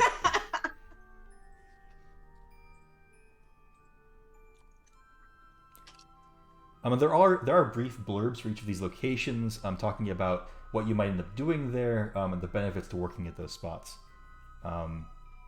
They all pay approximately the same, though some of the jobs do offer bonuses or tips, as is appropriate. So those are certainly options. Again, your characters have all night in the dorm, and then probably a couple days thereafter to figure out exactly what courses, extracurriculars, and jobs they want to take part in. These are the choices available to them, and maybe they'll make their own clubs, like Stella was interested in, perhaps. All it takes to make a club is being sponsored by a member of the faculty. It's that simple. But in any case, I think this is a good place to end our orientation day, as you guys have many things to consider. You'll likely go to sleep with grand thoughts of your future at Strixhaven, looking forward to all the things to come. Stella spends most of the night rearranging the succulent on a small table, just rotating it until she finally falls asleep at like 4 a.m.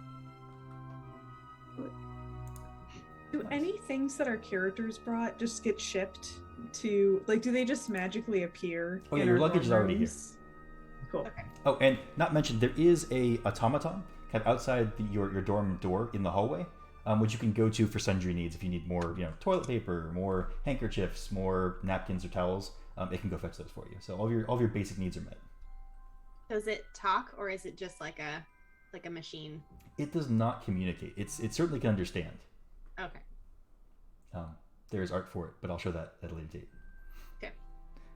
In any case, so we will end there with you guys, again, having finished your first day of orientation. Next time, we will pick up with classes, exploring what academic interests Strixhaven has to offer, as well as exploring those extracurriculars, jobs, and other wonderful, goofy nonsense Strixhaven has for us.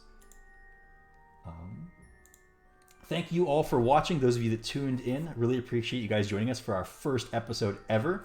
I think we're off to a wonderful start. I can't wait to see what these guys get up to in their various shenanigan-filled traipses around Strixhaven campus. So look forward to next time, 2 weeks again. We'll be airing again at 7 p.m. 2 weeks from now, on the 27th.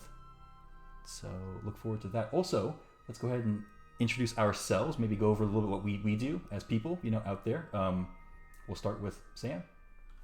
Oh, hi, I'm Sam. I also do art, so check me out in, I guess, the description, wherever we have those links, somewhere down there. Yeah, all the Twitters and the Twitch stuff is listed down there. I'll make sure it links at some point. It doesn't link yet, but it will soon. There will be links. Well, we want to keep going? Just the order around the screen there, counterclockwise. That's you, Caitlin. I think that's right. Sam, double check the chat. Yes. Nice. Hello, my name is Caitlin. I go by a theaterphile all over the internet, which is mostly just Twitter and Twitch at this point. I am a variety streamer, in addition to doing tabletop RPG stuff. I stream on my own channel, twitch.tv/theaterphile. On Wednesday evenings, I'm currently playing Final Fantasy VII. On Sunday afternoons, I'm currently playing Ocarina of Time, neither of which I've ever played before. All the games that I play on my channel are at least 10 years old or older. I am not responsible for making you feel old. If I have to, so do you. That's most of what I have going on right now. This Saturday, I'm actually going to be over on a friend's channel, Danny Hurt 1, doing more Strixhaven. We're doing a charity one-shot raising money for a children's hospital taking place much later in the book. I think we're in like the 4th year or something, so maybe some minor spoilers if you tune in, but it's all for a good cause. It's part of the 24-hour charity stream that he's doing, but it's going to be at 5 p.m. Pacific, 8 p.m. Eastern if you want to check it out. That's me. Francis is next. Oh, yeah, I'm Francis. I don't have a lot of web presence, but yeah, you can follow me on Twitter if you want. I like to write and act and game. Lately, I've been gaming more than anything else, but yeah, this was fun. Sarah. That takes us to me. My name is Sarah. I am Sarah L. Kinney all over the internet where I can be found. I have a couple of different projects coming up, so just follow me on Twitter if you want to kind of get up to date on what I'm doing. For the most part, I love to talk about tabletop role-playing games. I start art projects but don't finish them. And I also love everything to do with food. And most importantly, I can't wait to get back to Strixhaven 2 weeks from now. So I'll see y'all then. Oh, and Sarah did all the character portraits for this campaign, so thank you so much, Sarah. They are gorgeous. Oh, thank you. I did. That was so much fun. It was a joy to work with everyone here on all the revisions. And as I kind of work through this, I don't usually do this type of art, so it was really fun to do everyone's characters. Cool. My name's Andrea. I am on Twitter and Twitch at Shouted Lady Sif. I sometimes stream very inconsistently and talk a lot about things randomly over on Twitter. I also make dice. That's kind of my big internet thing. So if you're looking for some handmade dice or dice bags, you can check out my Instagram at sunflower.dice. They're really cool, and I have a shop update coming up this weekend with 40 new listings coming. It's a big update because I was home for 2 weeks for Christmas. So we've been busy, and I'm really excited about them. But yeah, that's where you can find me. Andrea makes dice with a capital D. These are dice that you want to see and you want to hold and you want to see light go through because they're incredible. So just fancy. Can't They're endorse nice. those enough. Thanks. Of course. Well, Nice. all right, cool. Well, it's been a pleasure streaming with all of you. I look forward to seeing you again in 2 weeks. Marco, you forgot to promote yourself. Oh, I don't know. Okay, fine. I'm making you do about it. you. I'm making you do it. Fine. Yeah, I'm Marco. I run D&D like a lot. I also organize conventions locally, but I run games online. I run paid games online. Anybody who wants to can join these paid games. Join D&D. We play all over the place, all kinds of different content. I'm even taking requests right now. If there's a book, adventure series, anything you want really to play, I'll run it. I'll run it well. I'll run it really well. I run over 2,000 hours of D&D a year. I have been since 2017, so I'll run it well. Promise. That's full time. Yeah, really. It's my life. I love it. So yeah. Love to have this group as well. This is very interesting. The second I saw this book, I knew I had to run it for some very excited folks. So anyway, thanks for joining us, y'all. Oh no. Oh, you Sorry. forgot. No, go ahead. What's up? Oh, I'm so sorry. I That's made the fine. Twitch overlay. If you You need did. overlays for your Twitch, Yeah. text me. DM. The thing you do on the Twitch. I just make the art. I don't know how it works. Yeah. Sam made these incredible overlays. She's also unbelievably helpful in helping me set it up. I am not good at this stuff yet, maybe even ever, but definitely not yet. And Sam made it all pretty easy. So really, if you need help with overlays on Twitch or anything like that, Sam is your person. All right, cool. For sure. We'll wrap it up here. Thank you all for joining us, and we will see you again in 2 weeks. Good night. Bye.